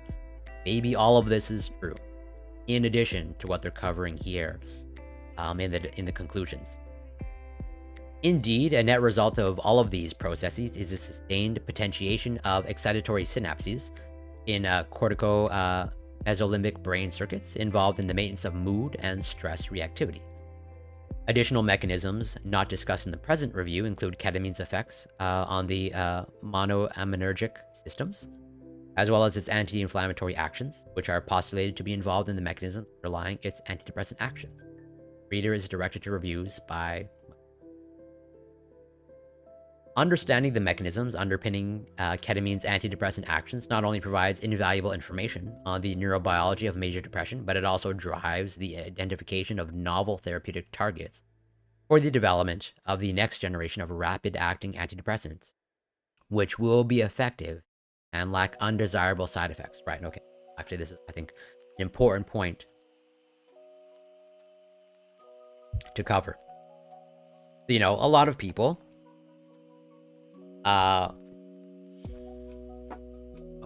one of the conspiracy theories, as to, whatever, why is cannabis, let's say, still illegal in many places, or let's say in many states in the US at a state level and at the federal level, and one of the arguments made is like, well, you can't patent a plant. That, the pharmaceutical companies, they don't want it to be legalized because, if cannabis is effective for anxiety and depression, well, they don't have a market for their drugs anymore. Let's just say and I know plenty of organic chemists and obviously other biochemists, but let's just say, I would say, from what I can tell, and I can say I'm speaking with some pretty high degree of confidence, it's like, one of the best ways to produce a new pharmaceutical is to modify or alter an existing therapeutic. Where it's like, basically, researchers and pharmaceutical companies are interested in cannabis and all the compounds in the cannabis plant, because like a pharmaceutical company can potentially make them better. As in, like, let's say, for example, I don't know, whatever, CBD turns out to actually be effective for whatever, anxiety, depression, as a sleep aid. Well, like, what a pharmaceutical would want to do is like, okay, whatever it is about CBD that, let's say, it's good at, the pharmaceutical company may very well be able to make it better, better able to treat anxiety through, let's say, chemical modifications. This is a known thing, a known strategy. This is one of the reasons why, okay, we have so many synthetic opioids, like oxycodone, like heroin, like fentanyl, which is a synthetic opioid. Because, like, whatever, morphine, whatever, the poppy plant, or like opium, is not patentable. But like, what pharmaceutical companies have done is like, they have basically modified morphine, chemically modified it to make it more effective, to make it like way more effective, resulting in things like fentanyl, that are so potent, that, like, just in small doses and quantities, they are lethal. And the same thing, as they are alluding to here, can happen with ketamine, where ketamine has been around for decades, I think going back to like the 70s or 60s. Like, there's no patent on it. But that doesn't mean that a pharmaceutical company, like, if the research holds true, ketamine turns out to be effective for depression, and we know something about, its mechanisms of action, like what it potentially does at the level of the brain, added here in this figure. Then what a pharmaceutical company can do is like make it even better, because, like, as they are alluding to here in the mechanism, okay, this figure can be summarized basically as ketamine blocks the action of these NMDAR receptors in the brain in basically different locations, and it blocks it by binding to the receptor. That is pretty much like the mechanism of blocking. And so if let's say, okay, this holds true, and that, the antidepressant effects that you see with ketamine is through ketamine's binding to the receptor, this NMDA receptor. And what a pharmaceutical company can do is say, okay, well, we can make the binding better, or we can make it such that it binds even better to these NMDA receptors, by chemically modifying ketamine, such that, okay, yeah, ketamine now, it's good at binding and thus blocking these NMDA receptors. Well, we'll make it extraordinary at binding and blocking NMDA receptors, and that would likely have a much greater effect on the antidepressant effects of ketamine, and that might result also, like, it also make it more targeted, where, let's just say, as they alluded to here towards the end, ketamine might be doing all of this in the brain. Okay, it might be binding to all of these different receptors at these various locations. But then what if, okay, and this is again a known strategy. So it might be ketamine might be doing this, this, binding to all these receptors. But what if only you get the antidepressant effects when ketamine blocks to this receptor here, on this GABAergic interneuron? Well, what a pharmaceutical company can do is it can come up with a different form of ketamine. Okay, they won't call it ketamine anymore. It'll be a different compound, but it'll be a modified form of ketamine, such that it only binds to this receptor and not all the rest. So it's more targeted. So you would likely have greater antidepressant effects, and you'd likely reduce the chances that there would be negative side effects, because you're taking a more targeted approach instead of like this carpet bombing of like, okay, ketamine blocking in the brain all these receptors. Well, if we know that you only get the antidepressant effects when it blocks here, then you can pretty much just like a homing missile targeted to that particular receptor, and then you would likely reduce the chances of negative side effects. Typically, negative side effects are associated, not always, but are often associated with like off-target effects, where a drug is doing something, not really intending for it to do, but like just by virtue of it being the drug, like you can't stop it from doing anything.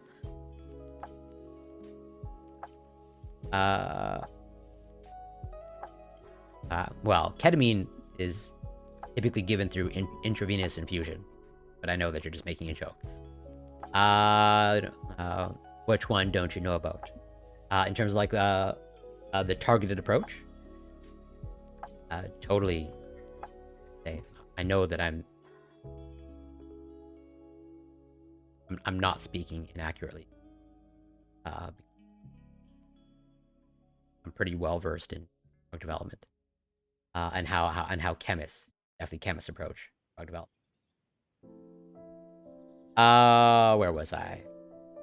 Oh, yes, I think I was at the end of this. But yeah, like, just to reiterate it, understanding the mechanisms underpinning ketamine's antidepressant actions not only provides invaluable information on the neurobiology of major depression, but it also drives the identification of novel therapeutic targets for the development of the next generation of rapid-acting antidepressants, which will be effective and lack undesirable side effects.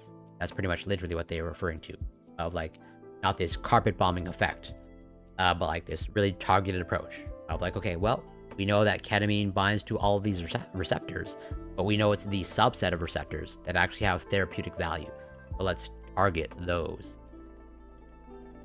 NMDAR inhibition produces serious side effects, even at low sub-anesthetic and antidepressant relevant doses, which makes long-term use of agents fully blocking this receptor impractical for the treatment of depression. The NMDAR inhibition independent hypothesis of the antidepressant actions of ketamine, reviewed here, provides a framework to guide future studies on the identification of novel targets for the long-term treatment of depression lacking such side effects. Okay. I think this is important to cover. Conflict of interest. And we saw this going back to this research here on the electroconvulsive therapy versus ketamine. I highlighted that there appeared to be quite a bit of, let's say, financial disclosures, specifically financial disclosures when it comes to like, ketamine. As in, like, it looks like some of these researchers have a vested interest in ketamine becoming a therapy, an approved therapy. Where was it? Yeah, this Dr. Matthew.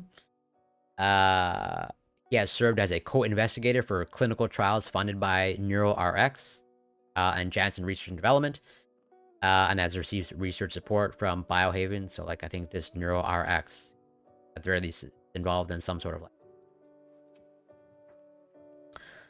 Then yeah, Dr. Kellner, royalties from Cambridge University Press.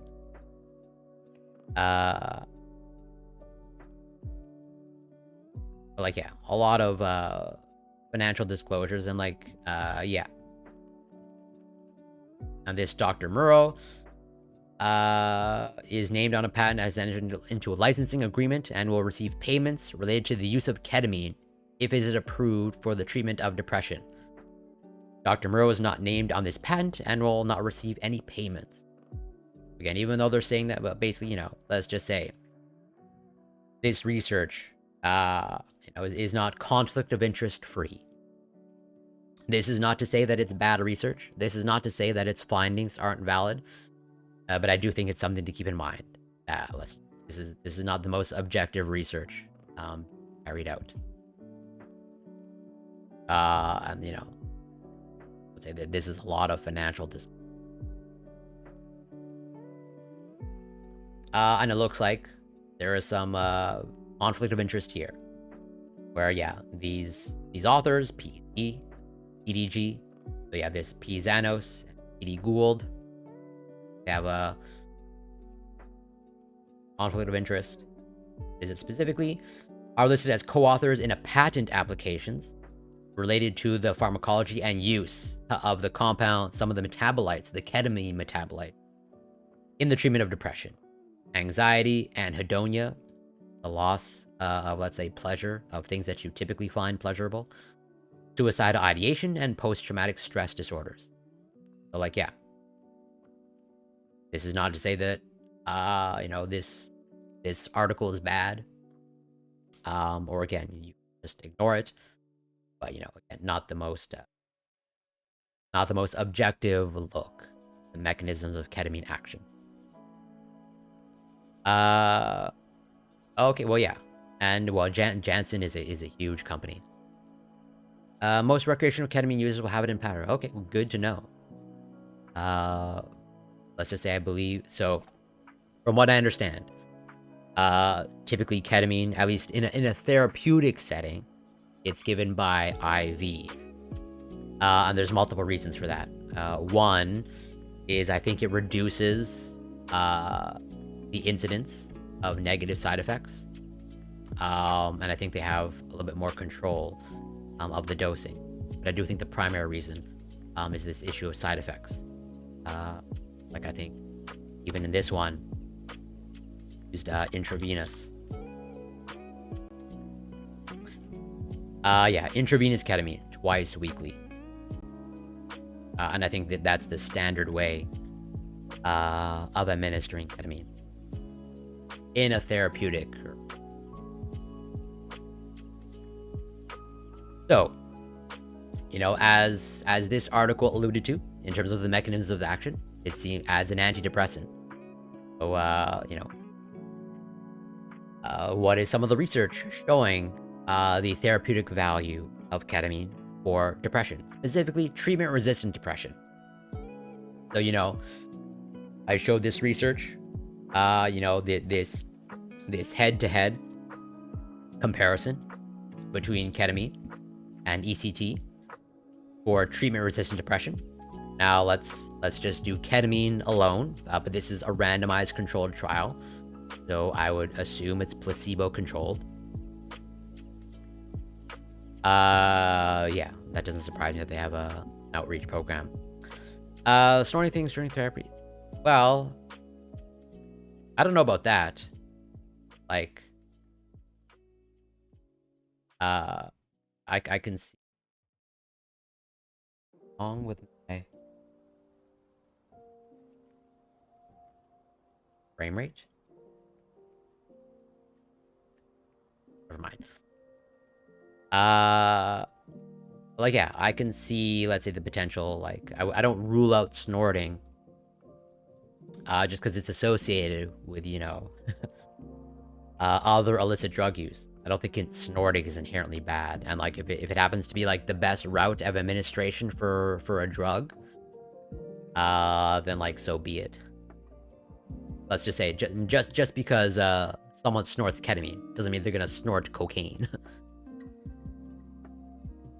Uh, Actually, I think, well, I think nasal spray, like, so basically you want to get ketamine, well, depending on what you want the S-ketamine for, which I assume is, for a treatment like this, like depression, you want to get ketamine to the brain as quickly as possible, or like, quickly or rapidly.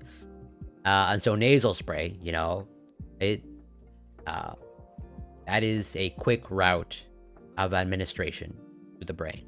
So like, it makes sense. Well, so I'm not saying, not making the prescription. I'm not making any prescription. When it comes to anything, and it's definitely not my job or my place to recommend ECT to anybody or any type of therapy, or let's say medical therapy. But I'm just saying, I'm just covering the research that ECT appears to be the gold standard, the most effective treatment currently for treatment-resistant depression.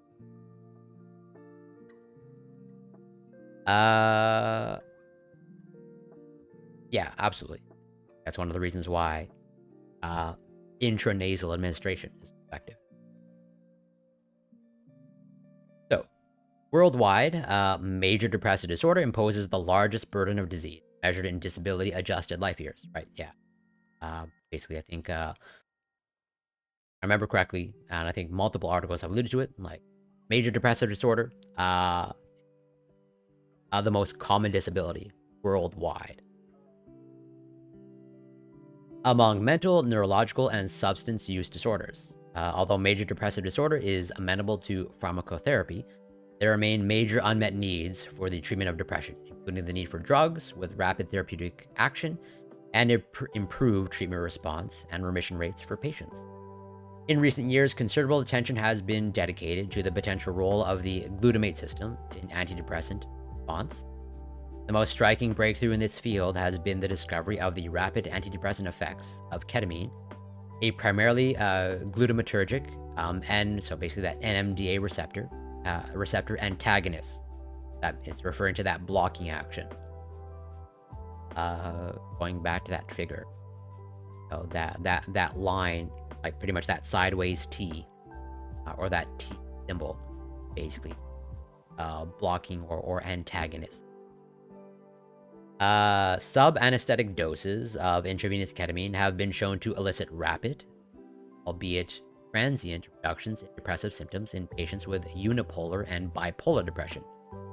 Although the antidepressant effects of ketamine become evident within a few hours or one day of a single infusion, the benefits generally disappear within 1 week. To date, multiple randomized double-blind studies have shown that single ketamine infusions accurately reduce depressive symptoms when administered as monotherapy and as an adjunctive medication. More recent studies have examined whether repeated ketamine infusions can sustain the effects, both twice weekly and thrice weekly. I appreciate the fact that they're using thrice formally. This scientific publication. Once, twice, thrice. Thrice weekly administration schedules have resulted in sustained antidepressant effects, as infusions are repeated.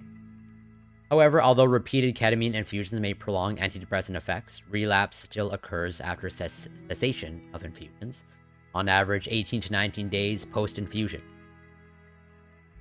So, like, yeah, a little bit of a trade-off. Yes, daily medication with SSRIs, may not be all that effective, especially for treatment-resistant depression, or like an infusion every 2 weeks, 2.5 weeks. Given the rapid relapse rates that follow ketamine infusion, the field requires the development of strategies that will permit a reduction in the frequency of infusion after response to acute treatment, with maintenance of the beneficial effects. In the present study, the antidepressant effects of single, repeated, and maintenance ketamine infusions were characterized in a sample of patients with treatment-resistant depression. We hypothesized that the antidepressant effects of a single infusion of ketamine would be superior to an active control in a randomized double-blind crossover design. that increased response rates would be obtained with a course of repeated open-label ketamine infusions compared with those obtained with a single infusion. And that once weekly maintenance infusions would prolong the antidepressant response obtained with acute ketamine treatment.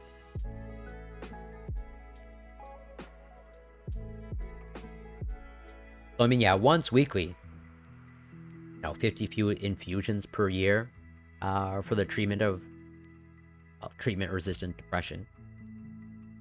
Even though it's like once a week, that still seems like pretty frequent. And I'm curious as to, since it's through intravenous infusion, how long these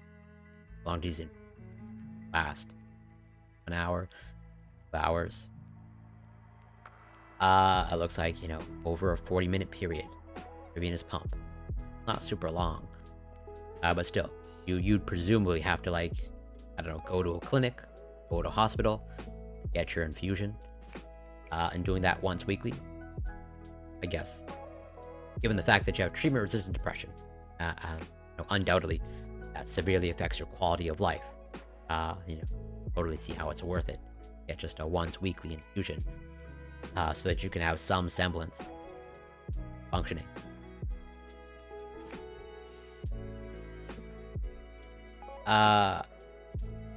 Yeah, twice a day, but like, whatever.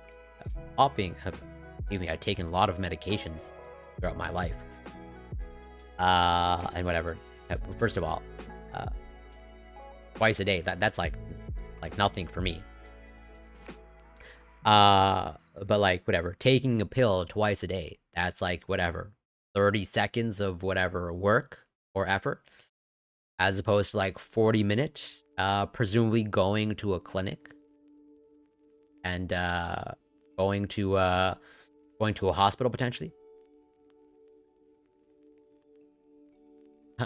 Yeah, fair enough. But yeah, let's go. I'm not gonna fully cover the methodology. Brief. So this is in Canada, or actually, yeah, it is in Canada, in Ottawa. I like that.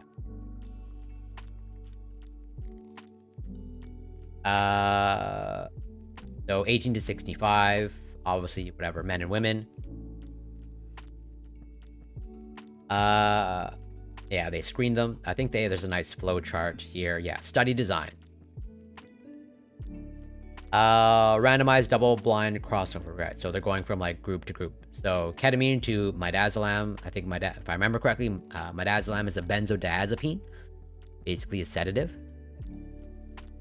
And then they go from so yeah, they're going from whatever, ketamine to midazolam, or midazolam to ketamine. Like, yeah, this appears to be pretty common, or at least, a known thing in the ketamine research, where they often use like a benzodiazepine as a control. Pill patch can pack more punch, but yeah, totally. Although a patch, obviously poses its own issue. You definitely can't always administer a medication through the skin.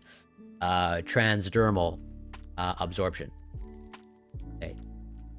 Not every single therapeutic. If anything, like only a minority of therapeutics are amenable to transdermal administration.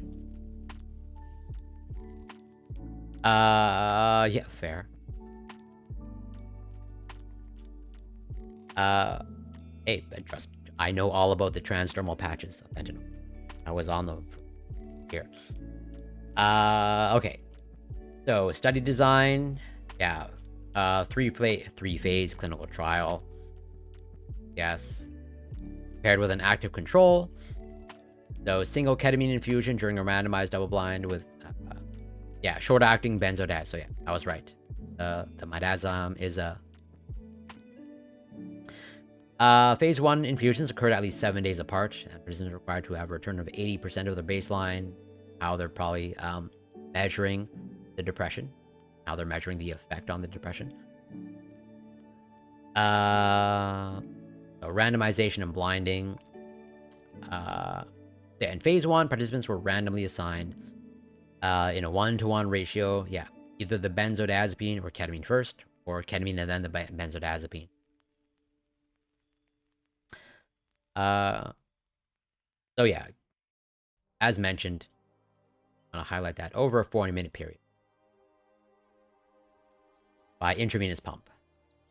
0.5 milligrams per kilogram. Midazolam was a so like interesting. Like their their control, the benzodiazepine. I'm like, yeah, as far as I know, benzodiazepines, like it has no therapeutic value for depression. But benzodiazepines are used to treat anxiety. Let's just say it's an interesting control, where like you're basically administering a sedative, a psychedelic. But regardless, let's see. Blood pressure monitor at 5-minute intervals. Okay, so participants were discharged probably 2 hours post infusion. So like, it's not only 40 minutes. It's like, pretty much about 3 hours. Okay, so pretty much 3 hours once a week, assuming this is effective. Assuming something like this gets approved. I fully understand that there might be further refinements to the treatment protocol that reduce this time. That's not a nothing time investment. 3 hours per like that is, I would say, pretty intensive. Like I have definitely received infusions, okay? I was on this drug a while ago, a long time ago. It has treats my condition, and this is also through infusion. It is given by slow injection into a vein, typically at 6 to 8 week intervals. Okay, like even at this 6 to 8 week intervals, like still kind of like a hassle, because like it is an all day type of infusion. And not only is it an all day, like they typically give you Benadryl before the infusion to reduce the chances to have some sort of allergic reaction to the drug, because this drug is derived, or let's just say there is a mouse component to the drug. And so if you have an allergy to mice, you technically can't take this drug. But even if you don't have an allergy to mice, you can still develop an allergy to the medication. So in order to minimize the chances that you, let's say, have an allergic reaction to the medication, they administer Benadryl before they give you the drug. And Benadryl makes you really drowsy. At least it makes me really drowsy. And I think that holds true most the majority of people. And so like, on my infusion days, every 6 to 8 weeks, like that day for me is like nothing is getting done. Just because like I'm so drowsy afterwards, after the infusion. So pretty much like every 6 to 8 weeks, or at least actually for me back then, my intervals were upped, because like this didn't turn out to be the most effective medication for me. This is actually the medication that we tried before I had my operation. But like, I was going on every 4 weeks interval, pretty much like once a month. So like pretty much like every once a month, like I have a day just devoted to receiving a medication.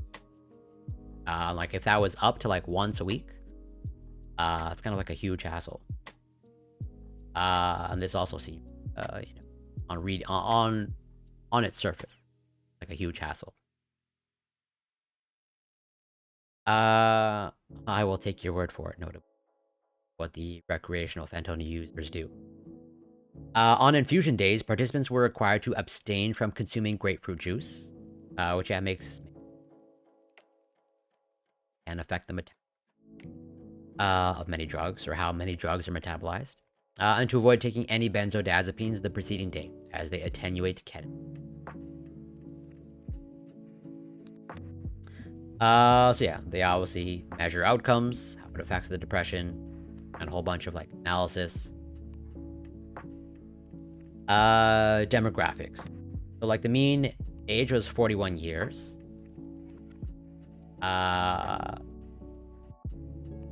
BMI, the average is 26.6. That's technically overweight. I think above 24.9 is an overweight BMI.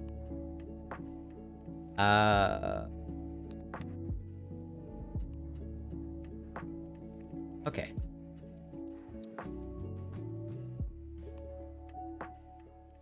So, what were the overall results? Highlighted here in this figure. Comparing the midazolam in the green triangles, ketamine, the blue circles. So change in depression severity over time in patients with treatment-resistant depression treated with single infusions of ketamine and midazolam in a randomized double-blind crossover design. So the total sample, 41. So it's on the timeline of a week. Okay. This is after the infusion. What's on the y-axis? Estimated marginal mean are the total score. And so I would assume, okay, at the lower the score, basically, you don't want to score high on this, depression test, what I'm assuming. But let's just see. The primary outcome measure was change in Montgomery-Asberg Depression Rating Scale. So that's that MADRS.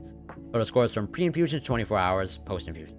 As shown in panel A, participants had a significantly greater decrease. Right, so you want to decrease the score. You don't want to score high on the depression measure. So yeah, it looks like the ketamine resulted in this decrease. This is 7 days post-infusion. This is the total sample. But then if you, divide it.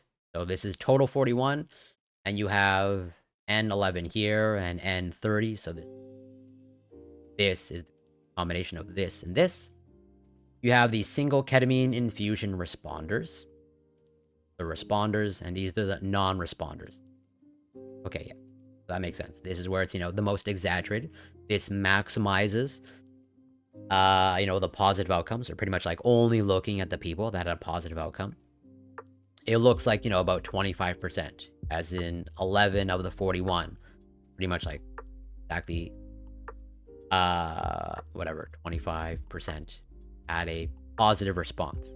And it looks like a pretty dramatic response in a fairly quick amount of time. Going from the pre-infusion to 24 hours later, like pretty much like reducing the score, the depression score on that test by like 20 points.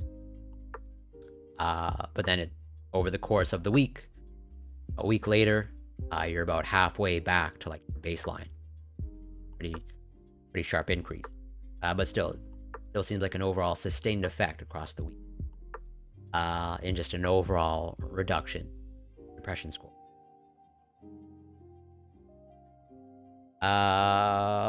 Let's see.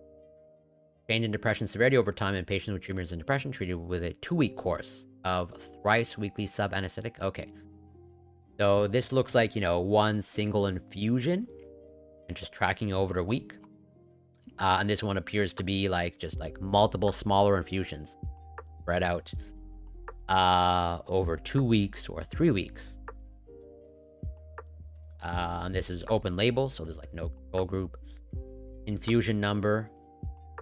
So this is total responders and non-responders. I'm yeah. Basically, ketamine is having a positive effect for, treating the depression.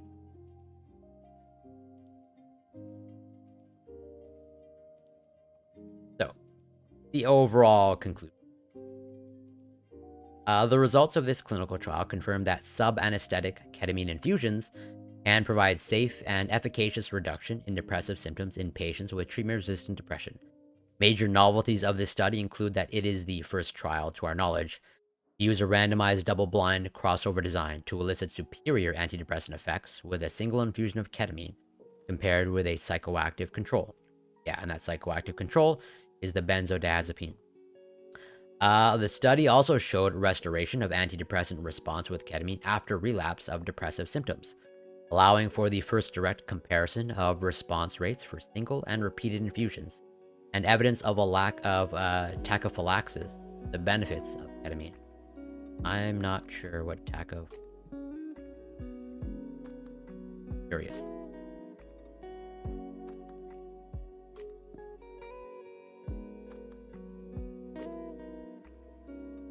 An acute sudden decrease in response to drug adverse administration.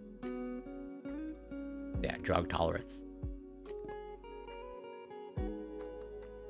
Additionally, this is the largest study to date to report maintenance of antidepressant effects in responders when the frequency of infusions was reduced to once weekly.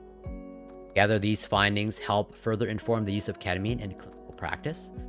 Consistent with previous studies, the single ketamine infusion had maximal antidepressant effects at 24 hours post-infusion, which abated within 7 days. Randomized clinical trials have consistently and repeatedly demonstrated the rapid antidepressant effects of single infusions of ketamine compared with saline and midazolam. What is unique to the present study is the use of an active placebo control with a crossover design. All participants received both study medications, and none exhibited a clinically meaningful response to midazolam. This lack of placebo response and the relatively low overall antidepressant response to the single ketamine infusion highlight the illness severity and treatment resistance among these study participants. Right, this is treatment-resistant depression. That's always something to keep in mind. Not, lack of a better term, run-of-the-mill depression. This is literally treatment-resistant. And so, the positive response that they're seeing here is even more, let's say, noteworthy, because literally in the name, treatment resistant. It's supposed to resist treatment, and yet it's not helping everyone. Because as you saw, there is responders and the non-responders, but the fact that there are some still a significant number of people responding, that's a testament to effectiveness. It may also suggest enhanced reliability of the findings because the rapid reduction in depressive symptoms observed in single infusion responders is more likely attributable to the ketamine infusion than to other factors associated with study initiation in a highly supportive clinical setting. Other studies that have employed a parallel design and reported higher response rates to single ketamine infusions have also reported notable response rates with midazolam, ranging from 11% to 28%. The response rate with midazolam in the present study was 0%. These findings suggest that the response rates with ketamine reported in previous studies may need to be adjusted for placebo response.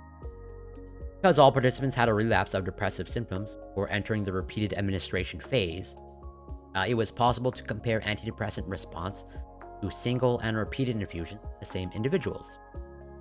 Results revealed a doubling of the antidepressant response rate with repeated infusions, no evidence of tachyphylaxis. By just changing their dosing strategy or dosing regimen, it looks like they're getting more benefits. And those benefits are sustained, and it doesn't look like the patients are building up any sort of resistance or tolerance to the drug, or the effectiveness wears off. It's a sustained response rate. 9 of 11 participants who responded to the single infusion also responded to repeated infusions despite relapsing in between. This suggests that ketamine may differ from other medications used to treat mood disorders, with which patients may fail to achieve a response after relapse if a medication is discontinued prematurely. Overall, more than half of the study participants met response criteria, and almost a quarter achieved remission by the end of the course of 6 repeated ketamine infusions, administered over 2 weeks. The antidepressant effects of repeated infusions were cumulative, with depression severity further decreasing with each infusion, and an increasing number of participants meeting response criteria as infusions continued. The prevalent late response to serial ketamine administration is consistent with the findings of Shiroma et al., with more than 3/4 of study participants requiring 3 or more infusions for meeting response criteria. This indicates that individuals who initially fail to respond to ketamine infusion may respond to repeated administration. Right, so, you know, a lack of response may not be a reflection of them not responding to the drug, might be just a reflection of them not responding dosing regimen. And that maybe just by simply changing the dosing regimen, going from that single infusion to that repeated infusion, or maybe there's a subset of patients that respond better to the single as opposed to the repeated infusion, which is like super interesting. Like changing dosing strategy, you might get therapeutic benefit. The goal of the final phase of the trial was to test in all 23 ketamine responders, the largest group to our knowledge, examined with maintenance infusions to date, whether antidepressant response could be prolonged when the frequency of ketamine infusion was reduced. The results clearly demonstrated that weekly maintenance infusions were sufficient to maintain the antidepressant effects with repeated infusions. Although there was no formal follow-up of study participants after the completion of Phase 3, and study participants were subsequently enrolled in a psychotherapy study led by one of the authors. Participants who enrolled in a secondary study within 2 weeks of completing the ketamine trial maintained their antidepressant response. However, the participants who enrolled 3 or more weeks after their final ketamine infusion relapsed, and each presented with severe depressive symptoms at the initiation of the psychotherapy study. These findings, although descriptive in nature, suggest that continuation of ketamine infusions is necessary to sustain the antidepressant benefits even after a course of successful maintenance infusions. Look at it seems like, for it to be effective, it's like basically it's a long-term therapy you got to commit to. And that pretty much looks like. We don't know for sure. But it's hinting at, like, if you just come off the therapy, at some point you're going to relapse. Wilkinson et al. Recently provided preliminary evidence of the safety and tolerability of long-term ketamine administration, which mirrors our own clinical experience. Nevertheless, the prolonged use of ketamine warrants further study. Overall, ketamine infusions were safe and well tolerated by study participants, with only transient side effects. Dissociation was among the most commonly reported side effects experienced. There have been reports of an association between dissociative side effects and antidepressant response to ketamine. In the present study, although participants' initial antidepressant response to ketamine was associated with dissociative experience, dissociation decreased with repeated but increased therapeutic benefits. This suggests that dissociative side effects do not entirely account for the antidepressant efficacy of ketamine, and additional research is required to further elucidate the relationship between these variables and to clarify the mechanisms underlying the antidepressant effects of ketamine. Right, so basically the dissociation that these patients are experiencing as a side effect, they're basically distinct from the therapeutic benefit they're receiving. Where like it looks like there was some thinking that like the dissociative property of ketamine might be part of its antidepressant effect. Despite the strength of this study, as it has several limitations. These include the absence of dissociative side effects with midazolam, which has implications for the integrity of the blind and the crossover comparison in Phase 1. Although the use of an alternate active control that has dissociative effects comparable to ketamine without antidepressant properties would have been ideal, no such drug has been identified to date. That's one of the real challenges of like what is an appropriate control or placebo group with this psychedelic research. Where it's like, yeah, ideally you would have something that's still psychoactive, that mimics the effects of like a psychedelic or like a psychedelic trip, but somehow has no therapeutic value whatsoever. As they say, no such drug has been identified to date. Another consideration is that the repeated and maintenance phases of the trial were open label with no active control. Ketamine was shown to be superior to midazolam in this sample through single infusion comparison. The goal of phase 2 was to test reinstatement of the antidepressant response to ketamine after relapse. The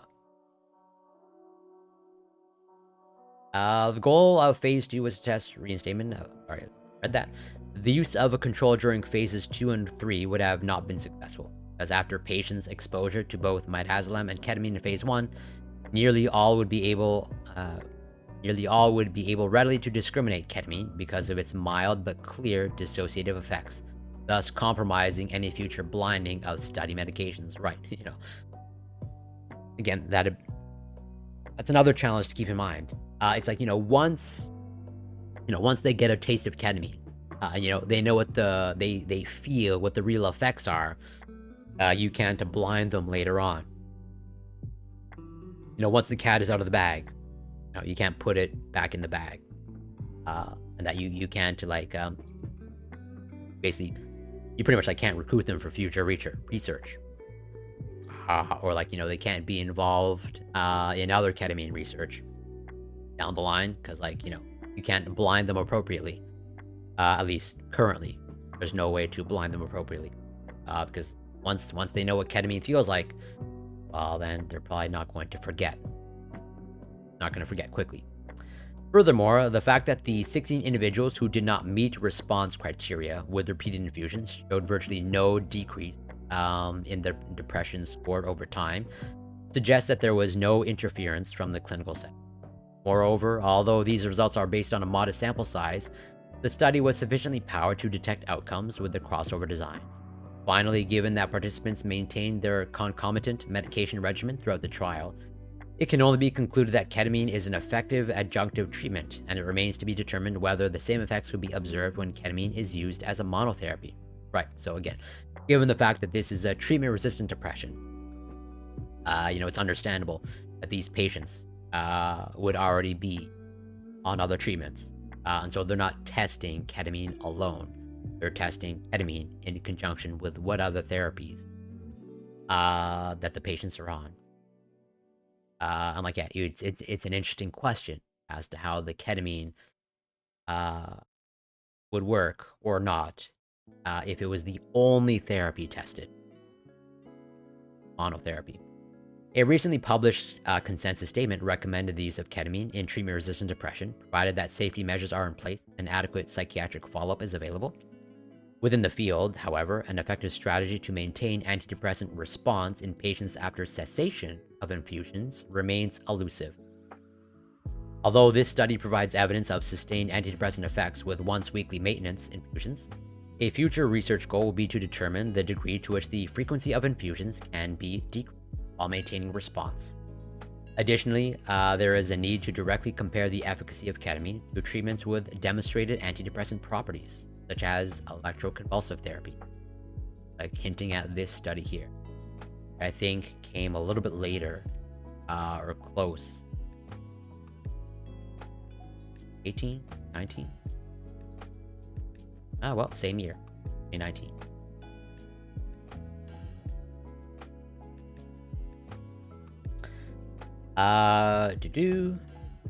Such research is currently being conducted by our team. Okay. Looks like it's the same group. Ketamine shows great promise in providing rapid therapeutic action and improving response and remission rates in treatment-resistant depression.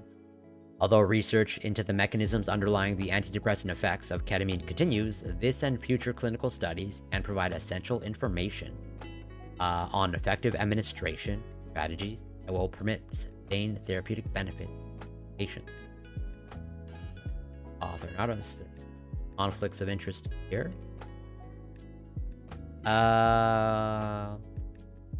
There is some conflict of interest, or at least financial disclosure. At least one of the researchers has received a bunch of pharmaceutical companies. That's all right. That ketamine research that I wanted to cover. Although I'm sure I'll revisit it or revisit new research. More and more research is coming out every day. Like I said, psychedelic research in its infancy. We're pretty much like only just beginning to really understand and characterize them and see where they have therapeutic value. So with that, I'm going to end this here. Let's see if there's someone I can raid into.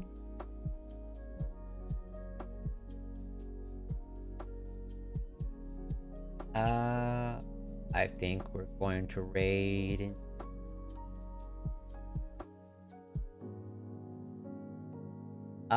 Beer Bash Johnson is streaming. Gonna set that up.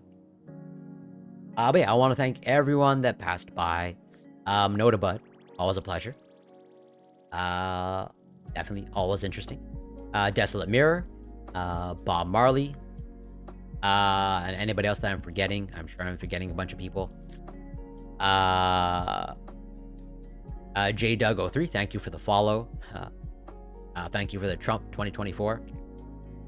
And thank you for the follows. Nowhere to Be.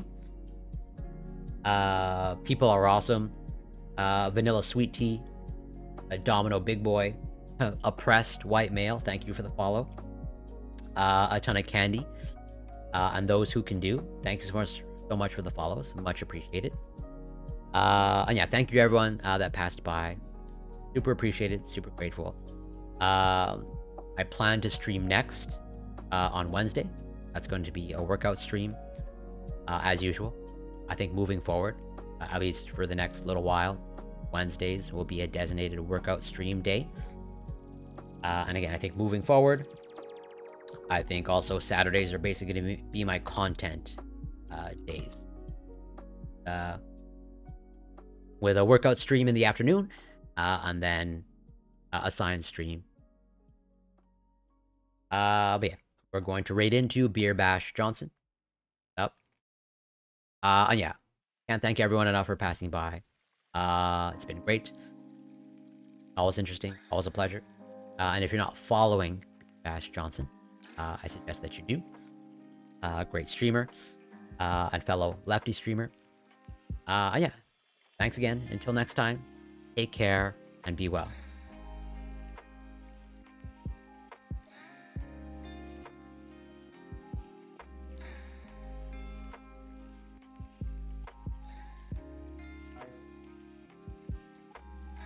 It's just like